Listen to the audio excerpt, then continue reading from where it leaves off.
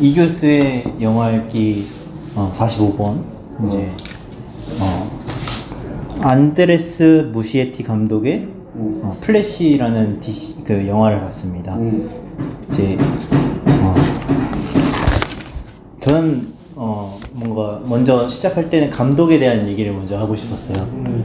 이 감독이 그것이라는 공포 영화의 감독이었거든요.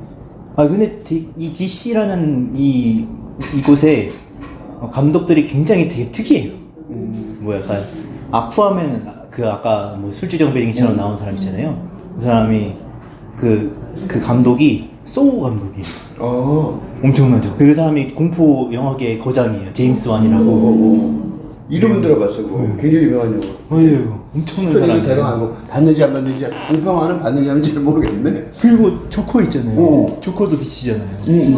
그 사람도 행오버 감독이었는데 갑자기 이런 엄청난 소름 돋는 영화를 만들잖아요. 뭔가 감독을 보는 눈이나 그런 뭐 어소시에이트 프로듀서의 안목이 굉장히 뛰어날 수도 있다는. 그리고 이번에 제임스 건이 이번에 DC의 총책임자로 앉잖아요. 그 가오갤 3에. 어쩌면 가오갤 3에는 마블이잖아요. 마블이 갑자기 DC에 와서 총책임자의 자리에 앉는다? 내가 거기에 대해서 하나 털을 달자면 오늘 나는 이런 쪽 마블이나 DC 쪽에 이 계보를 잘 모르는 저도 잘 몰라요. 약간 옛날 사람이긴 한데 오늘 보면서 내가 지난번에 최근에 한두 개 봤지만 오늘 보면서 내가 뚜렷하게 느낀 건 뭐냐면 이 영화들이 심리에 관한 영화구나. 사이콜로지. 처음에 그 플래시가 뭐라 그러냐면 맨 처음 첫 장면에 굉장히 중요한 말을 하는데 누굴 구해준 다음에 막 애 떨어지고 막 애가 떨어지고 막 하늘에 떨어지고 그 뭐 잘 돼 있다고. 그런데 그래놓고 그 여자가 그 간호사가 그거 진짜 트라우마잖아요. 하늘에서 애가 떨어지고 다 죽으려고 그랬는데 그게 이상하게 돼가고 살았잖아요. 그게 말이 안 되는 거지. 근데 그러니까 그 여자는 이제 그 트라우마의 비명을 지를 수밖에 없잖아. 맞아요. 애는 다 살았고, 그러니까 또 하나의 트라우마지 이거는. 트라우마인 거죠. 죽었어도 트라우마인데, 자기가 죽어서 트라우마인데 살아서 트라우마고, 그다음에 애들도 다 살아있는 장면이 눈앞에 있고, 그리고 이상한 놈이 그거를 다 해놓고, 그거는 트라우마가 몇 겹인지 잘 모른다고. 근데 그때 뭐라 그러냐면 지나가는 소리였는데 난 그 지나가는 소리가 안 들렸어요. 플래시가 뭐라 그러냐면 우리는 심리적인 문제에 있어서 약해. 약해요가 아니라 아예 우리 관심을 안 가져요. We are not really good at psychological matter. 뭐 그렇게 됐다. 그러니까 그래서 조금 전에 감독들이 공포 영화의 감독들이라고 그랬잖아요. 공포 영화가 뭐냐면 공포 영화가 예를 들면 창문이 열고 닫히는 것도 공포 영화가 돼요. 관객을 그쪽 창문에 대해서 온통 집중을 해서 창문이 닫혀 있는 게 이상한 사태라는 걸 깨닫게 되면 창문이 열렸다 닫히면 공포가 되는 거예요. 그 전에 과정 뭐 괴물이 있거나 무슨 귀신이 있거나 그 설정이고 다. 그죠. 관객이 이제 그걸 믿어주는 거죠. 이 픽션의 세계, 허구의 세계 속에서. 공포영화의 핵심은 심리 노름이잖아. 그 심리 노름에 관객들이 기꺼이 참여를 해서 가서 보는 거고, 나도 한두 편 봤는데, 어떤 때는 몰입하기가 힘들었어요. 내가 관객의 의도를 다 알겠으면, 그 다음에 공포영화가 아니라 나는 분석, 관객하고 감독하고 어떻게 둘이 심리 싸움을 하고, 어떻게 관객들을 지배하려고 노력하고, 그치. 어떻게 실패하는지 보는 그런 상황이 돼서, 돈 내고 와서 내가 꼭 그런 검토를 할 필요가 있나 싶어서 정포 영화를 선정할 때 보러 갈 때 굉장히 조심하는데 아니면 이제 이상한 감정을 갖고 나오는 거죠. 내가 얘를 가르쳐줘야 되나 뭐 이런 생각. 그래서 이제 영화 보러 간 게 그런 뜻은 아닌데 그래서 그렇지만 어쨌든 그런 심리 공포 영화의 대가들이 왔다는 것 그리고 그런 걸 뽑는다는 것이 이 DC 이 영화계 DC 이쪽에서도 제작진들이 영화사 전체가 이 영웅 영화들이 아니고 히어로물이 아니고 심리물이라는 바탕에는 그런 거를 깔고 있는 게 아닌가. 아니, 저 사회자가 얘기하는 너무 길게 초를 나가서 미안해요. 아니, 너무 좋습니다. 예, 그래, 그거 굉장히 중요한 요소라서. 맞아요. 왜 갑자기 공포 영화 감독들이 이런 이게 이 DC 같은 이런 영웅 영화들 히어로물이죠. 슈퍼 히어로물이 왜 많이 있어야 되는지에 대해서 그 근거가 특히 이제 감독들이 온 거지만 제작 쪽에서 그지 영화사 쪽에서 그런 철학을 갖고 있는 게 사상을 갖고 있는 게 아닌가. 맞아요. 그런 생각이 들었어요. 그리고 그걸 노골적으로 말하는 게 플래시가 처음에 말할 때 그게 거기서 왜 들어가야 되는지 잘 모르겠는데 그냥 여자가 막 그러고 끝나면 되는데 플래시가 꼭 한마디 붙이더라고요. 난 우리는 심리적인 문제에 대해서 뭐 관심이 없게 또는 잘 몰라요. 정확한 대상 기억이 안 나는데 그리고 나는 그게 그 말을 듣는 순간 그게 주제구나. 이 영화를 관통하는 주제가 되겠구나. 그런 생각을 했습니다. 너무 좋은. 진짜. 아니 그래서 그 경향신문에서 오경민 기자님이 영화 리뷰 쓴 게 어제 나왔었는데 거기서 안 그래도 그 제임스 건 감독이 이제 DC로 넘어오는데 책임자로.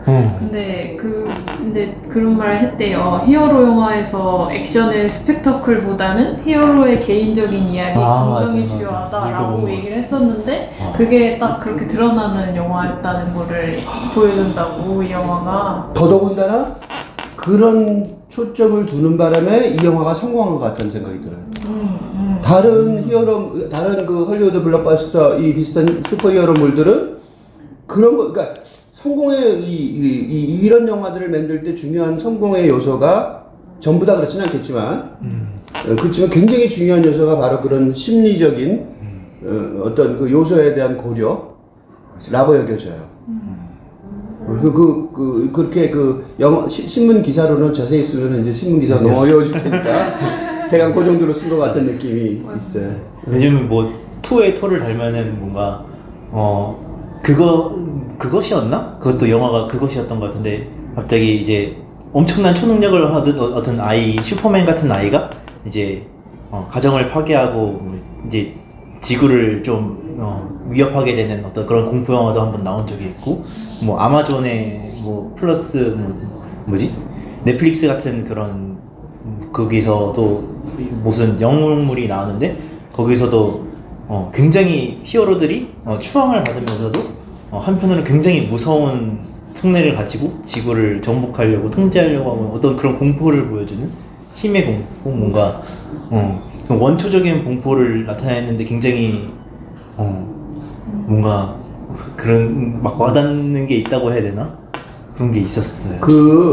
이 슈퍼 히어로물, 공포 영화, SF 네. 그런 것들이 지금 굉장히 붐을 일으키고 있는 가장 중요한 이유 중에 하나가 그러니까 기존의 이 스토리 라인, 그러니까 발단, 전개, 절정, 결말. 내가 맨날 이 선형적인 한 줄로 쭉 이어지는 리얼리즘 소설 같은 데 많이 나오는 통속적인 보통 우리가 줄거리라고 말할 때 말하는 그런 줄거리가 깨진 세상이라서 그러니까 태어났으면 공부를 하고 학교를 다니고 어쩌고 그런 어떤 스토리라인이 있던 세상이 근대였다면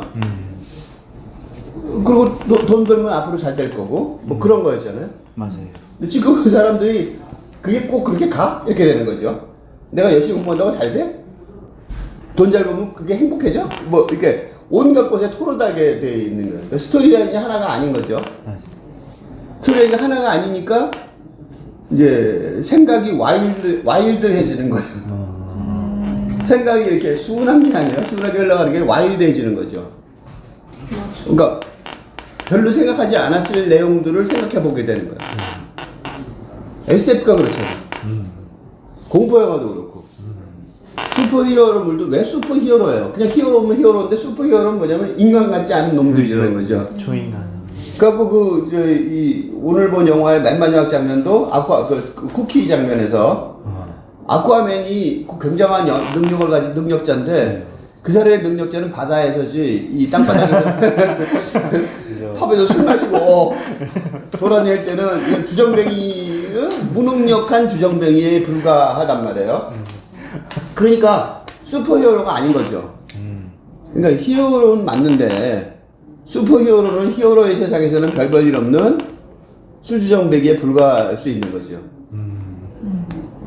그러네. 그런 라인, 그런 서사. 근데 그런 사람들한테 왜 우리가 공감을 하느냐면 그런 순진한 스토리의 흐름이 있던 세상, 그 세상이 깨졌다는 걸 우리가 다 공감하기 때문에 그래요. 그렇게 안 흘러간다 세상은. 나도 그렇게 안 흘러가, 내 인생이 그렇게 안 흘러갈 것 같고 세상도 그렇게 안 흘러갈 것 같고 다른 사람도 마찬가지고. 그러니까 아쿠아맨이 바다에서 못 살고 뉴욕의 어떤 뒷골목에서 술 취해갖고 헤매고 돌아다니고 진흙탕에 처박히고 그리고 그 진흙탕에 물이 그 바다를 냄새를 그죠. 너무 좋다고 그러고 누워서 엎어져갖고 하수구 물이 너무 그래도 그리운 거죠. 물 아닌 것보단 나니까. 그런 거 보면서 우리가 쟤 왜 저래? 라고 손가락질을 안 하고 아 다음에 쟤가 중심이 되는 영화가 나오겠구나 하고 기대를 갖게 하는 이유가 쿠키 영상이라는 건 다음 영화에 그죠. 기대를 갖게 하는 영상인데 그거요. 그 영상의 내용은 너무 지저분하고 주인공은 너무 한심해요. 그럼 얘도 너무 한심한데 이제 그 한심하다고 말 못하고 친구니까.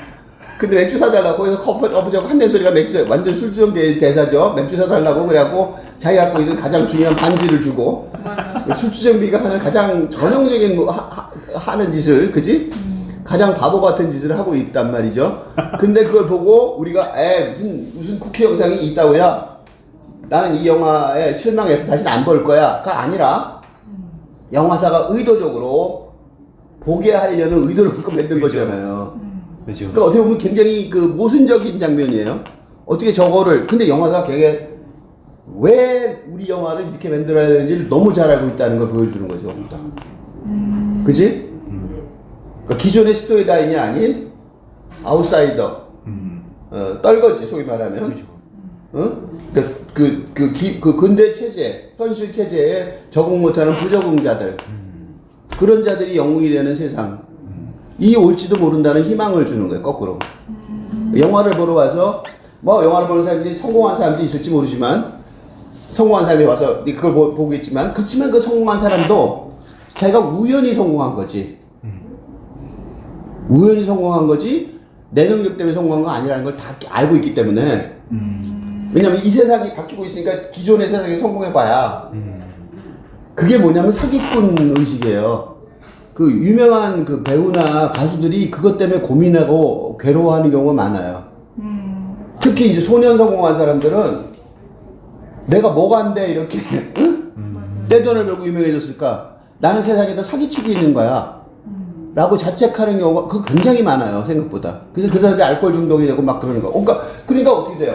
그 명성이나 돈 같은 게 다 어떻게 하루아침에 사라질 수 있잖아. 그러니까 공황장애가 나오는 거예요. 갑자기 숨이 막히는 거죠. 내가 갖고 있는 세상이 갑자기 없어질 것 같으니까. 그래서 공황장애가 생기는 거예요. 그래서. 그리고 사기꾼 그런 내가 사기꾼이라는 그 자책 그런 게 많아지는 거예요. 그러니까 그 쿠키 영상은 기가 막히게 현명한 아주 영악한 영상이에요. 내가 뭘 알고 있어 영화사가 그걸 딱 말해주는 영상이고 그러니까 기가 막히게 정확하게 초점을 딱 찌른 그죠. 그런 쿠키 영상이 되는 거죠. 그래서 그걸 보면서 이 영화가 처음부터 그래서 내가 그거 마지막 장면을 보고 첫 장면의 대사가 생각이 난 거예요. 이거 그냥 말한 게 아니네. 지나가면서 말한 게 아니라 의도적으로 그러니까 더 플래시라는 자막이 나오기 전에 나온 장면이거든요. 그때 그 가장 중요한 대사가 그러니까 그건 거죠. 우리는 그 사이콜로지컬 매터에 대해서 관심을 안 갖는다. 우리는 그거 신경 안 써 아무도. 근데 그걸 신경 쓰는 사람이 더 플래시인 거죠. 그죠. 그러니까 신경 안 쓰지만 나는 신경을 써. 그러니까 더 플래시가 이 영화의 주인공이 되는 거죠. 그러니까 이 세계, 이 DC 세계의 새로운 주인공으로 등극하는 거예요. 거기 나오는 그 다른 사람들, 배트맨, 많았었죠? 하여튼 많았었죠? 그러니까 다른 사람이 막 나타났는데, 얘가 거기서 옛날 식으로 따지면 자기가 그때 옛날에 맨날 나는 쓰레기 청소하고 뭐 전선이나 있고 뒤처리나 하는 그렇다고 얘기했는데 사실은 이 사람이 점점 주인공이 돼가는 그런 근거가 거기에 있다고 보여져요. 여기다가 딱 그 근거 이제 플래시가 주인공을 했던 이유가 플래시가 이제 아까 그분이 빠르게 성장하는 해서 이제 막 청소년 같은 경우에 빠르게 성장을 해서 그걸 성공을 우연히 해버리는 그 성공이 약간 그거랑 그게 이 플래시 18살 플래시 있잖아요.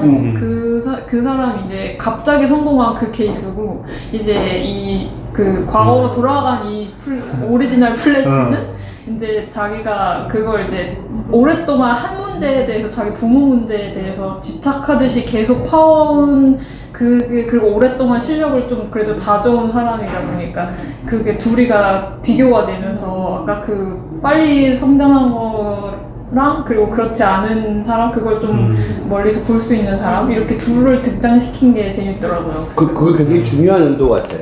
그래서 하나는 그게 화면이 막 이렇게 빨리 그러니까 얘가 너무 빨리 움직이니까 오히려 천천히 볼 수 있게 되는데 근데 이제 오리지널 그 과거로 돌아간 플래시는 그래서 천천히 보는 거를 이제 천천히 보면서 내가 할 수 있는 걸 하기 시작하는데 근데 얘 18살에는 이제 너무 자기가 갑자기 파워를 얻은 게 신나서 이렇게 테스트 취하다가 나 간다 하고 피하고 가가지고 나중에 이제 발가벗게 되는 사고도 나잖아요. 맞아.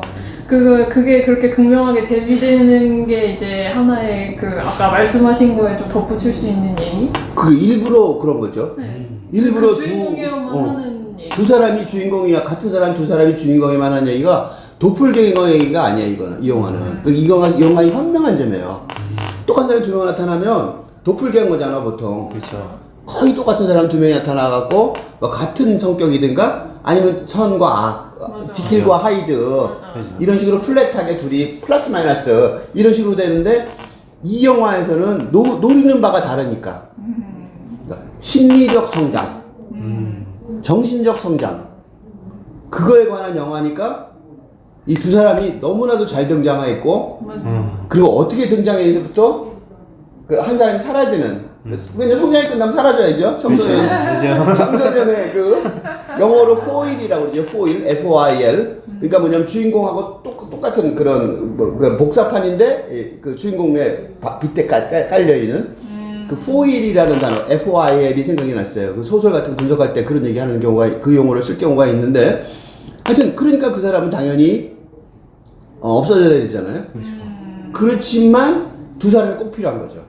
왜냐하면 이 영화는 바로 그 두 사람이 이 어떻게 성장 그 마음속에서 이게 내면에 그러니까 이 예술의 가장 큰 표현 양식은 한마디로 딱 예술을 정의를 하면 내면에 벌어지는 일을 네. 외부로 표현한다. 그러니까 플래시라는 사람의 내면에 벌어지는 일을 두 명의 플래시로 겉으로 표현한 거죠. 그러니까 우리 관객은 그 두 명의 플래시를 보면서 그걸 보면서 그 두 명의 플래시를 보는 게 아니라 그 두 명의 플래시만 보라 그러면 관객들이 했겠죠. 헷갈려. 난 누가 누구인지 잘 모르겠어. 이럴 텐데 그 영화를 우리가 보고 있는 이유는 내면의 플래시를 보니까. 내면의 성장을 보고 두 개의 갈등을 보니까 충분히 이해가 되는 거죠. 근데 이걸 뭐 이렇게 이론을 설명 안 해도 그 디즈니 만화영화 보듯이 이해하기 쉽게 맞아요. 구조를 짜놔갖고 너무 쉽게 너무 쉽게 짜놔서 이게 아주 어려운 어떻게 보면 주제일 텐데 그걸 굉장히 쉽게 짜놓은 게 굉장히 큰 업적이라고 생각해요. 한 장르를 만든 것 같아요. 그 영화계의 한 장르, 이거 되게 좋은 장르라고 생각해요. 그러니까 플랫하지 않고 더 이상 그러니까 이렇게 심리적으로 이 전환이 복잡하고 우리가 심리적으로 다 배워야 되는 그런 시대인데 성장을 해야 되는 영적 성장을 해야 되는 시대인데 그런 시대를 전 세계인들이 이건 이제 헐리우드 영화니까 전 세계인들이 같이 공부할 수 있는 그런 좋은 교과서 같은 걸 하나 만들어냈다. 그런 생각이 들어요. 맞아요. 뭔가 플래시가 이제 어떻게 보면 과거를 바꾸겠다고 이제 그쪽으로 간 거잖아요. 그러면서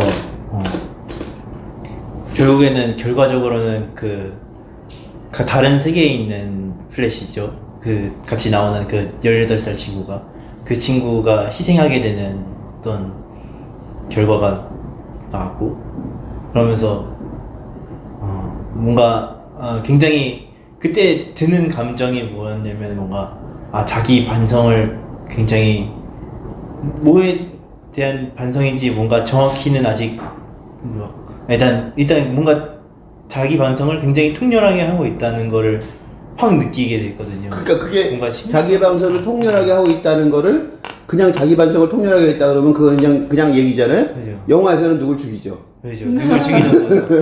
그죠. 왜냐면 살아니까. 난 널 싫어해. 그럼 그게 싫은 게 아니라 칼로 찌르죠. 그죠. 왜냐면 영화에는 그게 해야지 그게 제가 싫어하는구나. 그죠. 그 뭐 진짜 죽는 건 아니니까. 근데 되게 아픈 손가락이라고 하죠. 그죠, 맞아. 아픈 거예요. 막 내가 찔린 것처럼. 그러니까 그게 이제 감동을 공감을 하는데 성공했다는 거죠. 네. 관객이 공감을 하게 만드는데 성공했다. 우리가 뭐 썼지?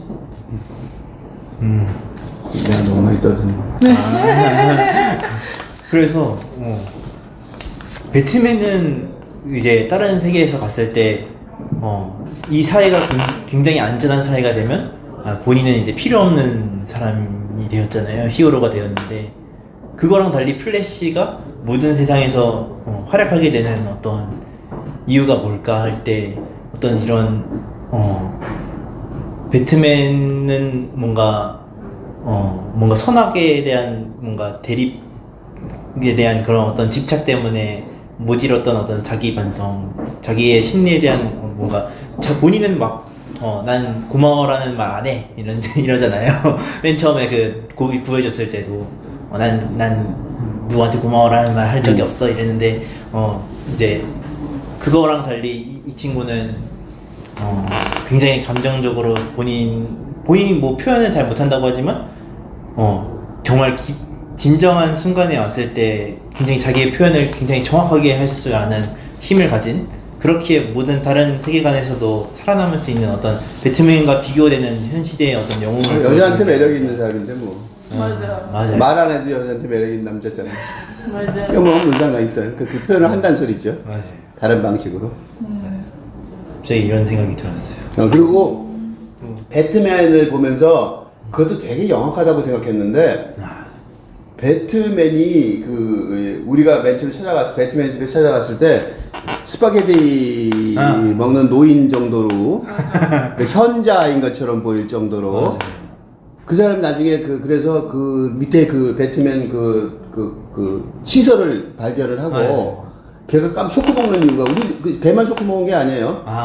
우리도 관객도 다시 동시에 쇼크를 먹었어요. 맞아요, 그냥 그 아저씨가 이런 그 배트맨 기지가 있으니까 분명히 배트맨이죠. 근데 아까 그 아저씨가 이거란 말이야? 이렇게 생각될 정도로 완전히 다르단 말이에요. 근데 그거는 배트맨이 그러니까 이 DC 영화계라고 내가 말하기에는 DC 영화를 많이 안 봤는데 그렇지만 하여튼 이 헐리우드 영화계 배트맨은 좀 봤으니까 에서 처한 위치가 어딘지를 정확하게 해석하고 있다는 감탄을 했어요. 그 순간에. 그 마지막에 배트맨이 죽죠. 근데 그게 왜 그러냐면 배트맨이라는 게 제일 유명한 영화가 다크나이트예요. 근데 다크나이트가 왜 유명하냐면 선과 악의 경계가 모호해지는 역전되는 사실은 검사가 맞아요. 악당인데 배트맨이 악당의 누명을 쓰죠. 그게 다크나이트예요. 어두운 밤이란 말이죠. 근데 고담시티가 어두운 밤, 어두운 고담시티였는데 배트맨이 그러죠. 고담시티가 이제 평화로운 고담시티가 돼서 내가 은퇴했다 그러잖아요. 그건 뭐냐면 선과 악의 구분이 뚜렷하던 시대의 도시예요. 근대 도시인 거죠. 근대적 세계관이에요. 그때 남자들은 약간 마초죠. 남자들은 마초고 여자들은 보통 나긋나긋하기를 그래서 거기 그 여자 그 원더우먼 여자가 되게 여자라고 그죠. 섹스 얘기를 하죠 갑자기 느닷없이. 그러니까 그래서 너무 말 실수를 하죠. 그러니까 섹시하다 이 소리죠. 얘는 그러니까 섹시하다 그랬는데 섹스라고 그래버려요. 속마음을 말해버린 거죠. 섹시하고 섹스는 다르잖아요. 근데 그 원더우먼이 그냥 웃고 지나가는데 왜 그렇게 말을 했냐면 그 이유가 있어요. 이 배트맨하고 친구잖아. 그죠. 그때는 친구가 아니라 배트맨이 나중에 친구가 됐죠? 그죠. 근데 그때 어떻게 해? 자기를 돌봐주는 아버지 같은, 삼촌 같은 사람이에요. 그 세계관을 따라가는 거죠.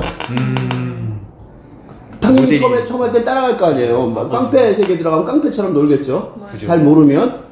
그러니까 이제 그거는 마초 같은 세계에서 자기도 마초 같은 정신을 갖고 있었던 거예요. 자기는 원래 그런 사람이 아닌데, 그죠. 걔는 그렇게 될 수가, 마초가 될 리가 없는 스타일이잖아요? 맞아요. 야들야들하고 뭐 마초하고는 거리가 너무 멀어요. 그러니까 원더우먼이 볼 때도 뭐 섹스라고 말해봐야 이 모욕감도 전혀 안 느낄 만큼 이 위협감이 눈꽃만큼도 없는 존재잖아요. 그러니까 배트맨의 세계관은 근대 세계관인 거죠. 그죠. 근데 그리고 이 플래시는 근대 세계 속에 태어난 거죠. 그래서 근대 세계 속에서는 롤모델이 있죠. 세상에 확정되어 있으니까 확고하게 딱 자리 잡고 있으니까. 그 사람 그래서 앞에 있는 그 선배들, 삼촌이나 선배들, 아버지나 이런 사람을 딱 같이 따라서 똑같이 나쁜 짓도 똑같이 같이 하고 나쁜 말도 똑같이 같이 하고 그 나쁜 말이 이제 거기서 말하는 그 말실수가 아니에요, 그게. 말실수가 아니라 그 배트맨이 하는 표정을 보면서 대꾸한 거죠. 그 여자는 섹스의 대상으로만 보는 배려나 뭐 이런 건 눈꽃만큼도 속으로는 있겠지만 그죠. 그런 태도가 없는, 그죠? 굉장히 남성적인 모습. 남성적인, 그게 더 남성적으로 보이는 남성들끼리. 그 앞에 원더우먼 한 얘기가 아니라 이제 자기 배트맨한테 한 얘기인데 원더우먼 그죠, 이분 그죠. 원더우먼한테 발언이 가버린 거예요. 이쪽에 말을 했는데 그러네. 그 정도로 이제 눈치도 코치도 없는 거죠 그 순간에. 그런데 그러니까 그런 상황에서 그런 근대 세계 속에서 선과 이분법이 모호해지는 그런 세계관 속에 들어가 살려면 배트맨은 존재하기가 아주 어려운 거죠. 그죠. 그래서 배트맨이 그 다크나이트 이후에 영화가 굉장히 괴롭게 흘러가요. 왜냐면 그렇게 놓고 나니까 그 다음에 이제 거기서 어떻게 근대 세계관에서 그 두 개가 선각이 뚜렷하게 구분되어 어떻게 해보는데 그죠.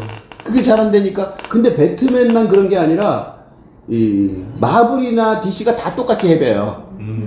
왜냐면 이 선각의 구별이 뚜렷해갖고 적이 있고 아군이 있고 막 영웅가 있고 막 이래야 되는데 그게 안 되니까 그렇죠. 뭐 때려부셔도 왜 때려부시는지 잘 모르겠고 서로 적대하는데 왜 적대하는지 잘 모르겠고 그런 상황이 되는 게 이어지는 거죠.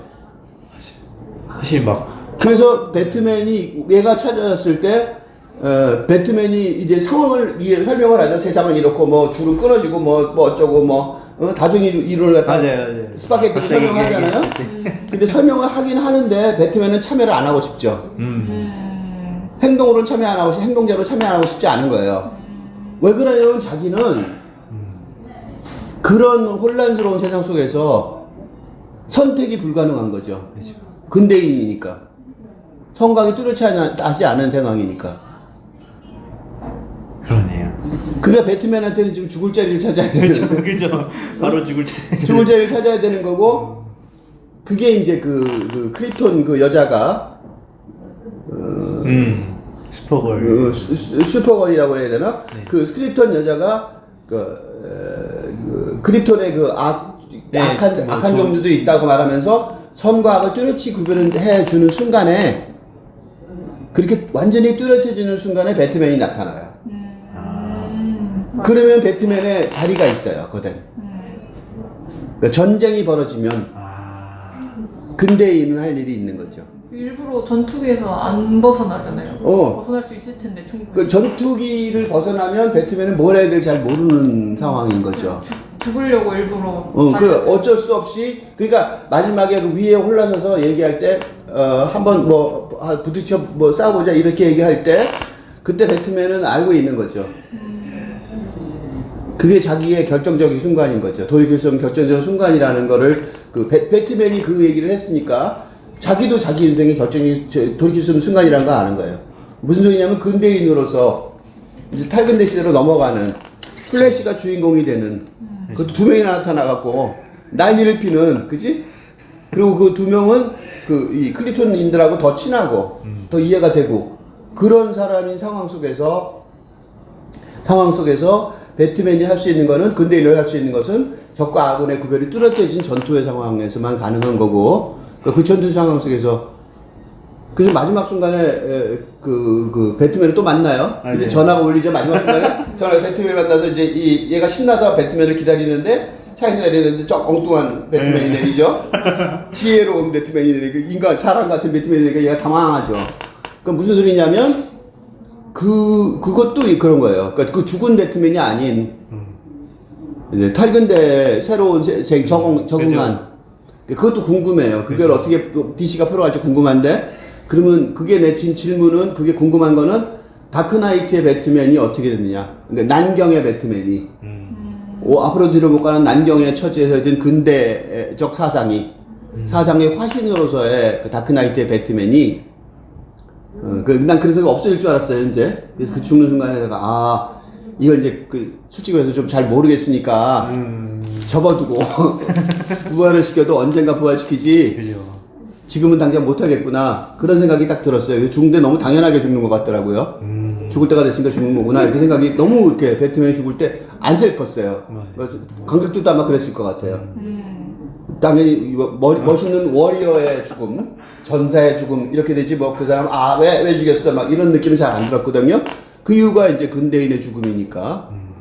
근데 마지막에 배트맨이 다시 나타나는 거 보면 뭔가 또 계산 속이 있는데 그 계산 속은 굉장히 궁금한 게 나는 그래서 배트맨이 또 나타나면 다음 편에 나타나면 기다려보겠다. 아쿠아맨이 나타났어요. 그러니까 해결책을 발견하지 않는지 모르지만 그 다크나이트 이후의 배트맨 그게 내 생각에는 DC의 숙제고 DC의 숙제뿐만 아니라 그 마블 전체 이 헐리우드 블록버스터 영화계 전체 숙제라고 생각해요. 왜냐하면 선과 구분이 뚜렷하지 않다, 모호한 세상이다라고 말하는 건 쉽지만 그건 이제 내면의 세계 속이죠. 생각의 세계 속이고 그걸 이제 이렇게 옮겼을 때, 현실에 옮겼을 때, 캐릭터로 나타났을 때, 개인으로 말하면 행동자가 돼서 행동을 옮길 때, 그때는 선택을 해야 되잖아요. 뭔가를. 그거를 설명하기 어렵다는 거죠. 그게 보통 어려운 일이 아닌 거죠. 지금 세상에는. 그런데 배트맨이 그때 나타난 거 보고, 되게 자신감이. 그러게요. 그래서, 이 사람들, 그러니까 뭔가 계산한 게 많구나. 그래서 이 영화가 잘 됐구나. 괜찮은 영화가 됐구나. 라는 느낌을 가졌어요. 배트맨까지 다시 나타나는 거 보고. 그거 굳이 나타날 필요가 없는 거였거든요. 근데 일부러 나타나는 거 보고, 다중우주의 배트맨 계산 속에 섰다. 그런 생각이 들었어요. 아까 뭔가 느리고 빠른 얘기를 했었잖아요. 갑자기 능력을 잃으니까 느려지고 능력을 얻으니까 되게 빨라지고 그런 얘기를 했었는데 뭔가 영웅은 빨라야지만 이제 플래시가 영웅일 때는 빨라야죠. 엄청 옷을 입고 불이 탈 정도로 빨라야 되는데 법의학자일 때는 느려야 한다. 저는 그게 좀 인상 깊었던 것 같아요. 회사에서 들어가서는 완전 찐따를 먹을 정도로 커피 타오르고 찐따를 먹을 정도로 굉장히 느리게 어떻게 보면 약간 이걸 보면서 햄릿이라는 주제가 떠올랐던 것 같아요. 햄릿이 뭐가 지연을 한다고 얘기만 하잖아요. 이 자식이 빨리 스토리를 완결해내지 않고 끝까지 지연한다. 끝까지 클로디우스만 죽이면 끝이 나는데 왜 이렇게 안 죽이는 거냐, 뭘 그렇게 확인하고 싶은 거냐 이렇게 얘기하는데 약간 그런 신중함? 아니면 어떤 뭐라 그럴까, 뭔가 어떤 감정을 하나하나 선을 밟아나가는 어떤 차분함? 그런 것들을 보여주는 것 같은 느낌이었어요. 뭔가 그게 어떤 근대시대의 영웅이라는 어떤 상징과 이제 법의학과로서 어떤 행동자, 근대시대 이후에 넘어서 이제 더 이상 내 아버지가 그런 식으로 될 거라고 생각을 하는 마음으로 뭔가 다른 사람의 신발을 신어본 마음으로 이제 다른 사람도 그런 억울한 일 겪으면 안 돼 하는 마음으로 이제 법의학자를 또 하는 거잖아요. 그 마음이 또 시스템을 바꿔야 한다는 그런 사명감을 가지고 하는 거니까 굉장히 뭔가 이런 점이 중요하다고 느꼈었는데 또 영웅이 판단하는 건 굉장히 빠르지만 단순하지만 이런 결정 이런 그 영웅 시대 이후의 어떤 결정들은 굉장히 느리게 진행될 수밖에 없다. 영웅적인 그런 모든 능력을 잃더라도 느리게 생각해야만 한다. 뭐 그런 메시지를 전달하는 것 같기도 하고요. 좀 연결할 수 있을 것 같은데 이게 사실 신문 기사에도 보면 나와요. 리뷰 보면 이게 그 줄거리만 보면 그냥 보통의 일반적인 주인 히어로물 영화의 개인 서사가 나와서 뭐 부모님의 억울함을 해결하고 싶어하고 막 내 가족을 중시하고 그래서 내 어떤 과거에 집착이 있는데 그거를 개인이 성장하는 이야기 그런 서사 그건 되게 흔하고 줄거리만 보면 흔한 서사가 맞는데 근데 왜 이 영화는 더 설득력이 있게 그걸 풀어내냐 왜냐면 저는 마지막에 이제 엄마를 레리코 진짜 보내주려고 하잖아요. 그거 보면서 진짜 눈물이 찔끔 나는 거예요. 이거 보면서는 다른 거에서는 저거 심판대 할 수 있는 부분인데도 그게 눈물이 나는 거야. 그래서 왜 그럴까 하고 생각해봤는데 여기서 이제 정동이 나오지 않나. 왜냐면 우리가 혼란스러움이라는 정동을 조건 없는 학교론에서 읽었었잖아요. 근데 그 혼란스러움의 정동이 이제 아까 정식이가 얘기한 이 주인공이 이제 빠르고 느려지는 게 이제 타이밍이 딱 느려지는 타이밍에 이 사람이 혼란의 정동을 빠져 지내는 그 시기가 이제 과거로 돌아갔을 때 이제 내가 그동안 법의학자로서 파고든 거는 이제 근대인으로서 어쩔 수 없이 해야 했던 그런 지식 공부와 함께 적응하느라고 이제 생각을 하고 싶어도 잘 못했었는데 근데 이제 그 과거로 돌아가면서 내가 이제 진짜로 볼 수 있게 되는 그 시점이 이제 그 혼란의 정동에 빠지면서 내가 천천히 가게 되면서 진짜 볼 수 있게 된 게 아닌가. 그게 연결이 돼서 그리고 그거를 이제 대중들도 보는 관객들도 그 정동을 다 느낄 수 있는 시대라서 탈근대 시대라서 이 영화가 성공을 한 부분이 있지 않을까. 그래서 그리고 이제 이게 DCEU 그러니까 DC의 세계를 확장한 그거에서 이제 다시 DCU라는 이제 새로운 세계관으로 이제 열어가는 맞아요. 시작점이 이 영화를 플래시라는 이 영화가 됐는데 그래서 이제 이 혼란스러움이라는 정동이 딱 시작으로 열기 굉장히 좋은 주제인 그거를 여기다가 이야기로 하나의 개인 서사로 풀어내서 그래서 나중에 그걸 보면서 눈물을 흘릴 수밖에 없지 않나. 굉장히 좋은 지적. 두 사람도 굉장히 좋은 지적인데 먼저 은지 얘기를 먼저 하자면 이 영화에서 만화 영화 같은 장면이 있어요. 막 죽어라고 달릴 때. 처음에 달릴 때는 막 발을 팍 이러고 창폼 잡고 달리기 자세를 취하는 것까지 현실인데 그 다음에 죽어라고 달리는 상황이 있어요. 조금 달리는 게 아니라 조금 달릴 때는 짱 하고 딱 나타나잖아요. 그건 이제 예전에 영웅이었을 때 그랬어요. 쫙 자세를 취하고 몸에서 약간 빛이 나오고 반짝하고 순간이동처럼 그다음에 번개 같은 표시가 나오고 그다음에 이동해서 일하고 그랬잖아요. 맞아요. 그런데 이번엔 뭐가 나타났냐면 시간의 벽을 뚫는 그러니까 빛의 속도를 초월해서 과거를 거꾸로 가는 그 이제 상대성 이론이죠. 그죠. 근데 그때 만화 영화 같은 장면이 나와요. 막 가면서 엉뚱한 놈이 뛰어나오고 이상한 세상에 나오고 막 세상이 무너지고 나중에 만화 영화 같은 장면가 있는지 우주가 두 개가 부닥쳐서 부서지고 그거를 이제 보고 있는 사람도 있죠, 그죠? 맞아요. 근데 슈퍼맨 둘이서 보죠. 맞아요. 근데 그 정도로 만화 영화 같은 장면들이 나와요. 그 만화 영화 같은 장면들인데 그 만화 영화 같은 장면들이 뭐냐면 난경이에요, 난경. 그게 난경을 영화로 묘사한 거예요. 난처한 경지. 뭐냐면 어떤 난처한 경지냐면 근대적인 감정과 정서를 갖고 있었어요. 그 근대적인 감정과 정서를 가지고 이렇게도 저렇게도 못하는 상황이 되는 거죠. 누나가 말한 혼란의 상황. 혼란의 상황인 거죠. 그게 내가 이제 난경 혼란의 상황을 이제 그렇게 표시를 한 거예요. 설명을 한 거예요. 그래서 부연 설명을 하는 거예요. 여기서는 뭐냐면 이 플래시가 엄마가 죽었어요. 그것도 기가 막힌 상황인데 그죠. 엄마를 또 아빠가 죽였다고 그죠. 말도 안 되는 그런 억울한 누명을 겪어서 인생의 코스가 바뀌었어요. 그 정도의 혼란이니까 당연히 근대적 감정과 정서의 입장에서는 당연히 엄마를 그죠. 자기의 능력이 과거로 돌아갈 수 있는 능력이 있다면 있으면 바로 당연히 잡아야죠. 엄마를 살려야 되는 거죠. 맞아요. 너무나도 당연한 얘기죠. 그건 뭘 의문을 가지냐고. 그게 이제 근대적 감정과 정서예요. 근데 핵가족 우리끼리는 똘똘히 뭉쳐서 절대 헤어지지 말고 맞아.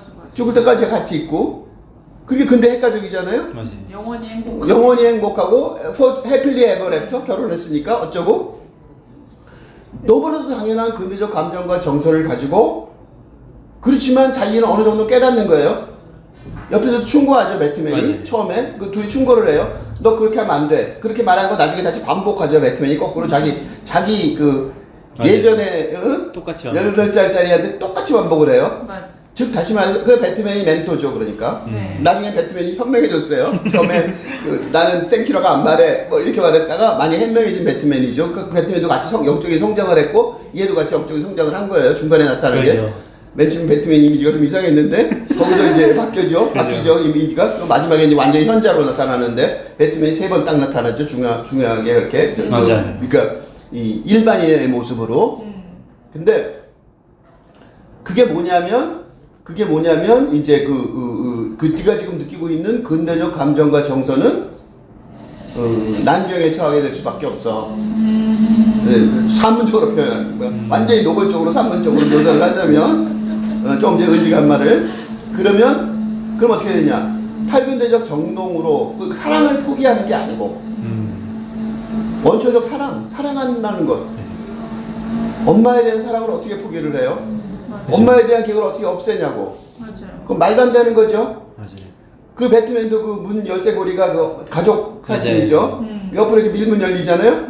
그런 거예요. 배트맨조차도 자기도 그걸 잊어버리지 않았다는 거잖아요. 그 열쇠 사진을 그 가족 사진을 이렇게 미니가 그 열리잖아요. 네. 그 배트맨도 그런 정서를 갖고 있는 거예요. 그 정서를 포기하라는 게 아니라고. 맞아요. 낭만적 사랑, 가족에 대한 사랑, 그 정서 자체를 포기하고 메마른 인간이 되려는 소리가 아니라 그걸 유지하되 그거를 옛날 같은 그 근대적 감정과 정서의 틀로 만들어내면 OX 장세가 돼요. 엄마는 죽거나 살거나죠. 맞아. 죽었으면 안 살아있는 거고 그죠? 네. 그러니까 살려야 되는 거죠. 그러니까 생과 사가 구별이 뚜렷한 거예요. 그러니까 엄마는 무조건 살려야 되는 거죠. 우주가 망가지든 그죠. 말든 통조림 캔 하나 옮기는데 뭐가 우주가 망가지냐? 그죠. 라고 말하죠. 근데 그거 자기도 모르는 건 아닐 거예요. 그게 간단한 일이 아니죠. 그걸 모를 리가 없는 사람이잖아. 그죠. 근데 일부러 모른 척하고 네. 통조림 캔 하나 옮기는데 어째서 하고 가는 거죠. 네. 왜 그러냐면 그 사람이 멍청해서가 아니라 근대적 감정과 정서의 틀 속에서는 그렇게밖에 선택할 수가 없는 거죠. 죽음과 삶. 거나 빼거나. 통조림 하나 놓거나 빼거나 통조림이 있거나 없거나 유무 그 다음에 엄마의 살거나 죽거나 아버지가 갇혀있거나 나오거나 둘 중에 하나지 두 개의 중간 단계는 없는 거예요. 멀티버스나 막 시간의 뭐 다양성 뭐 그런 건 완벽하게 이해하고 있는 거의 과학자라고 할 수 있는데 배트맨하고 같이 그런 대화가 지식이- 되잖아요. 맞아요. 그런 토론도 대화가 되고 토론이 맞아. 되고 충분히 이해를 할 수 있는 사람인데 그런 지식하고 상관없이 결국- 근대적 감정과 정서의 틀에 꼼짝없이 갇혀서 다른 세계에도 어머니가 존재하고 있다는 걸로 만족을 하자는 그런 감정 그런 어떤 자기 완성이- 그거는 이제 이제- 살아있지 않으니까 그죠. 그러면 이렇게 됐고 하는 거죠. 근데 살과 죽음이 뚜렷하게 구별되어 있어야 그래 또 어쨌든 죽었는데 나는 살아있는 사람 보고 싶어 이렇게 말할 수밖에 없잖아요. 그러니까 그렇잖아요. 맞아요. 그런데 이 영화 전체가 그런 거를 넘어서서 마지막에 엄마가 죽을 줄 아는 운명을 지가 만들잖아요. 네. 자기가 갖다 놓은 똥조림을 자기가 끄집어내서 자기가 도로 갖다 선반에 얹어요? 그건 지금 무슨 소리냐? 과거에 벌어졌던 엄마가 죽을 일을 죽기도 전에 이미 알고 있으면서 근데 선택하는 거야 엄마의 죽음을. 웃기는 거 아니에요? 그죠. 엄마의 죽음을 남이 선택한 게 아니야. 자기가 선택한 거잖아. 자기가 죽인 거라고 어떻게 보면 그렇게 앞에 논리에 따르면 엄마의 그죠. 죽음을 자기가 선택한 거랑 마찬가지잖아요. 그죠. 그럼 그렇게 앞에 논리에 따르면 살인자죠. 그죠. 근데 맞아. 그죠. 엄마를 죽인 사람이잖아. 너 네가 죽였잖아. 이렇게 얘기할 수 있는 거죠. 앞에 논리에 따라 맨 처음에 그 근대적인 논리에 따르면 그죠. 당연히 눈물이 나는 거죠. 그죠. 과거라. 그렇지만 그건 아닌 거죠. 그죠. 그러니까 그렇게 삶과 죽음이 따로 있지 않다. 삶 속에 죽음이 얹혀 있고 죽음 쪽에 삶이 서로 엉켜 있다. 인탱글돼 있다. 인탱글먼트라고 그러죠. 양자의 얽힘. 인탱글돼 있다. 맞아요. 그게 혼란의 정서의 중요한 점이에요. 그러니까 난경이 나쁜 게 아닌 거죠.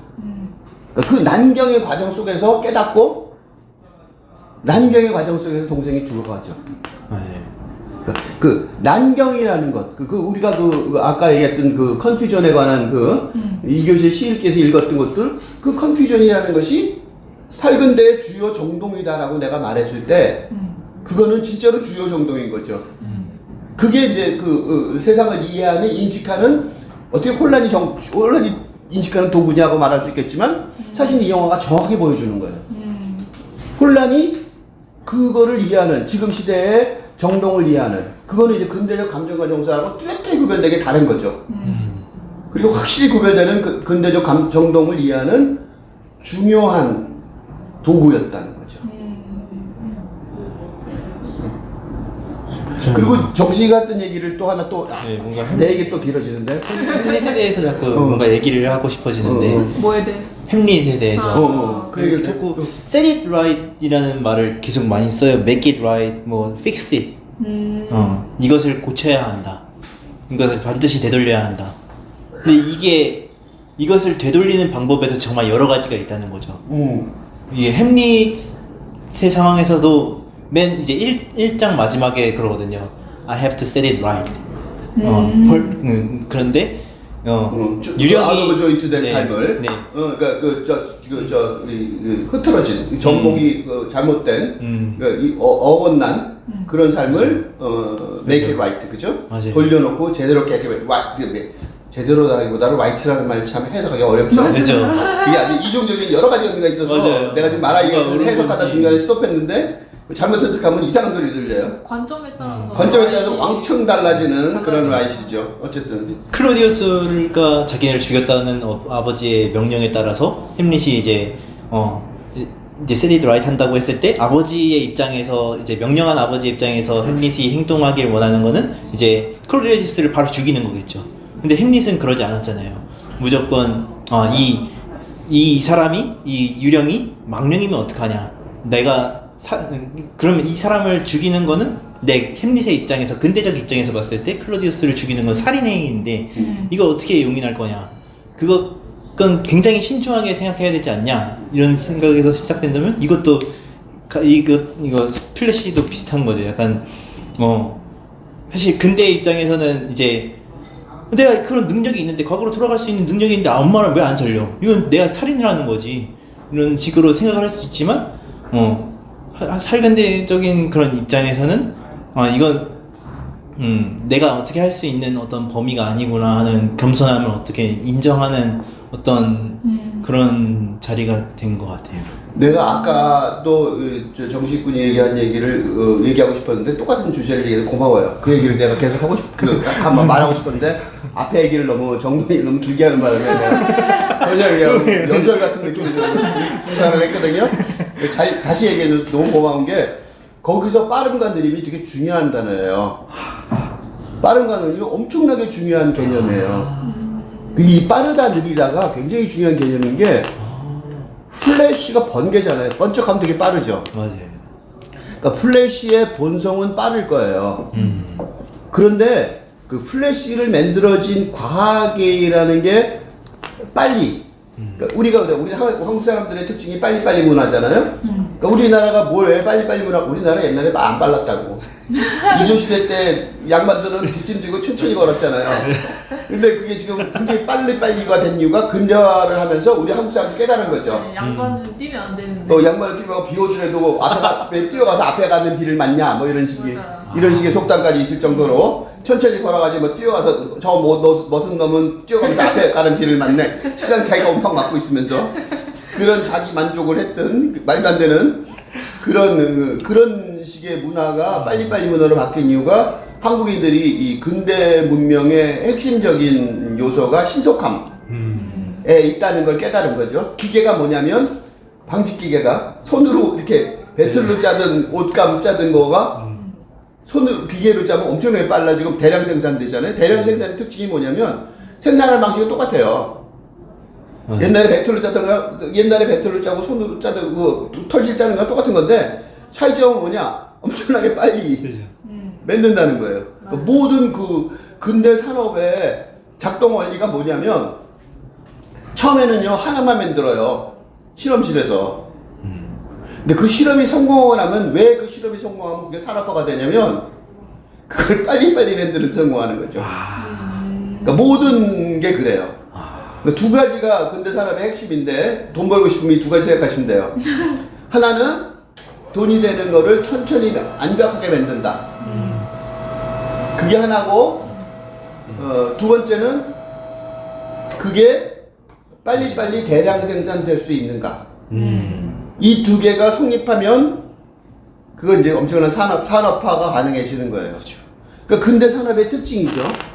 그러니까 빨리빨리 해야 되는 그게 아까 얘기한 햄릿도 비슷한 거죠.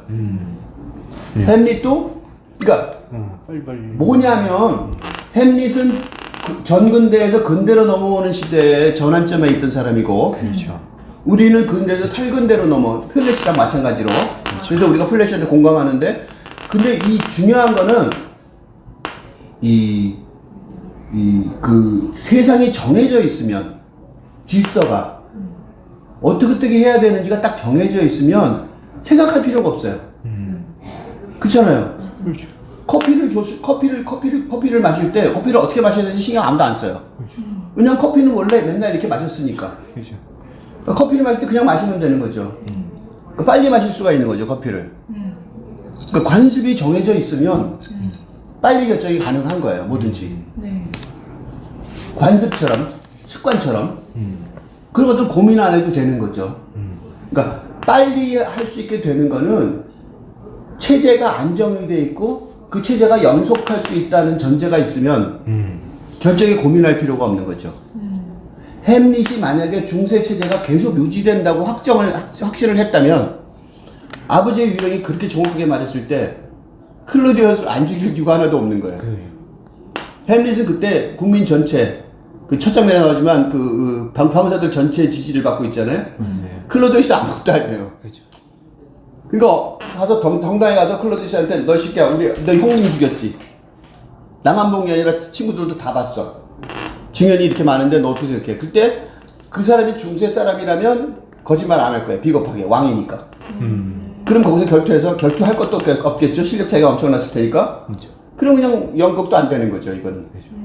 그냥 그런 일 굳이 많았을 거고 중세 때. 그러니까 무수히 많았던 어떤 사건 중에 하나였을 뿐일 때 햄릿은 문제가 뭐냐면 중세에서 근대로 넘어가는 시대에 살고 있었고 자기가 대학생이었단 말이죠. 그러니까 근대 세계를 아는 거예요. 다시 말해서 빨리빨리 판단할 수가 없는 거예요. 왜냐하면 세계가 두 개 겹쳐져 있기 때문에 그럼 정식군이 아까 설명한 것처럼 지금 시대에 그러니까 근대 시대에 법적으로 그치? 살인이 된다는 거죠. 그렇죠. 복수가 아니라 법에 의한 처벌도 가능한 시대니까 그러니까 복수가 아니라 살인이 돼버리는 과정이고 더 중요한 거는 그렇게 해서 내가 왕이 됐을 때 그 왕이 없어지는 시대라는 걸 알면서 왕이 되는 거죠. 그러니까 세상 아웃 오브 조인트란 말이 그거예요. 타임 이즈 아웃 오브 조인트. 시대가 이 조인트가 안 맞는 거죠. 어긋나인 거예요. 조인트가 쫙 이어져 있으면 그 중세라는 시대가 계속 이어져 있으면 아웃 오브 조인트가 아닌데 아웃 오브 조인트인데 자기는 그거를 메이크 잇 라이트 해야 되는 거야. 어떻게 옳게 하냐고.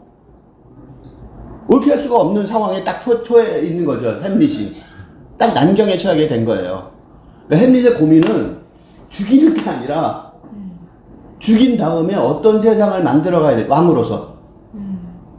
그게 계산이 쓰지 않으면, 전망이 쓰지 않으면 햄릿은 죽일 수가 없는 거예요. 마지막에는 할 수 없이 왕이 자기를 갖다가 암살하라고, 죽이라고 영국왕한테 편지를 보냈잖아요. 그죠.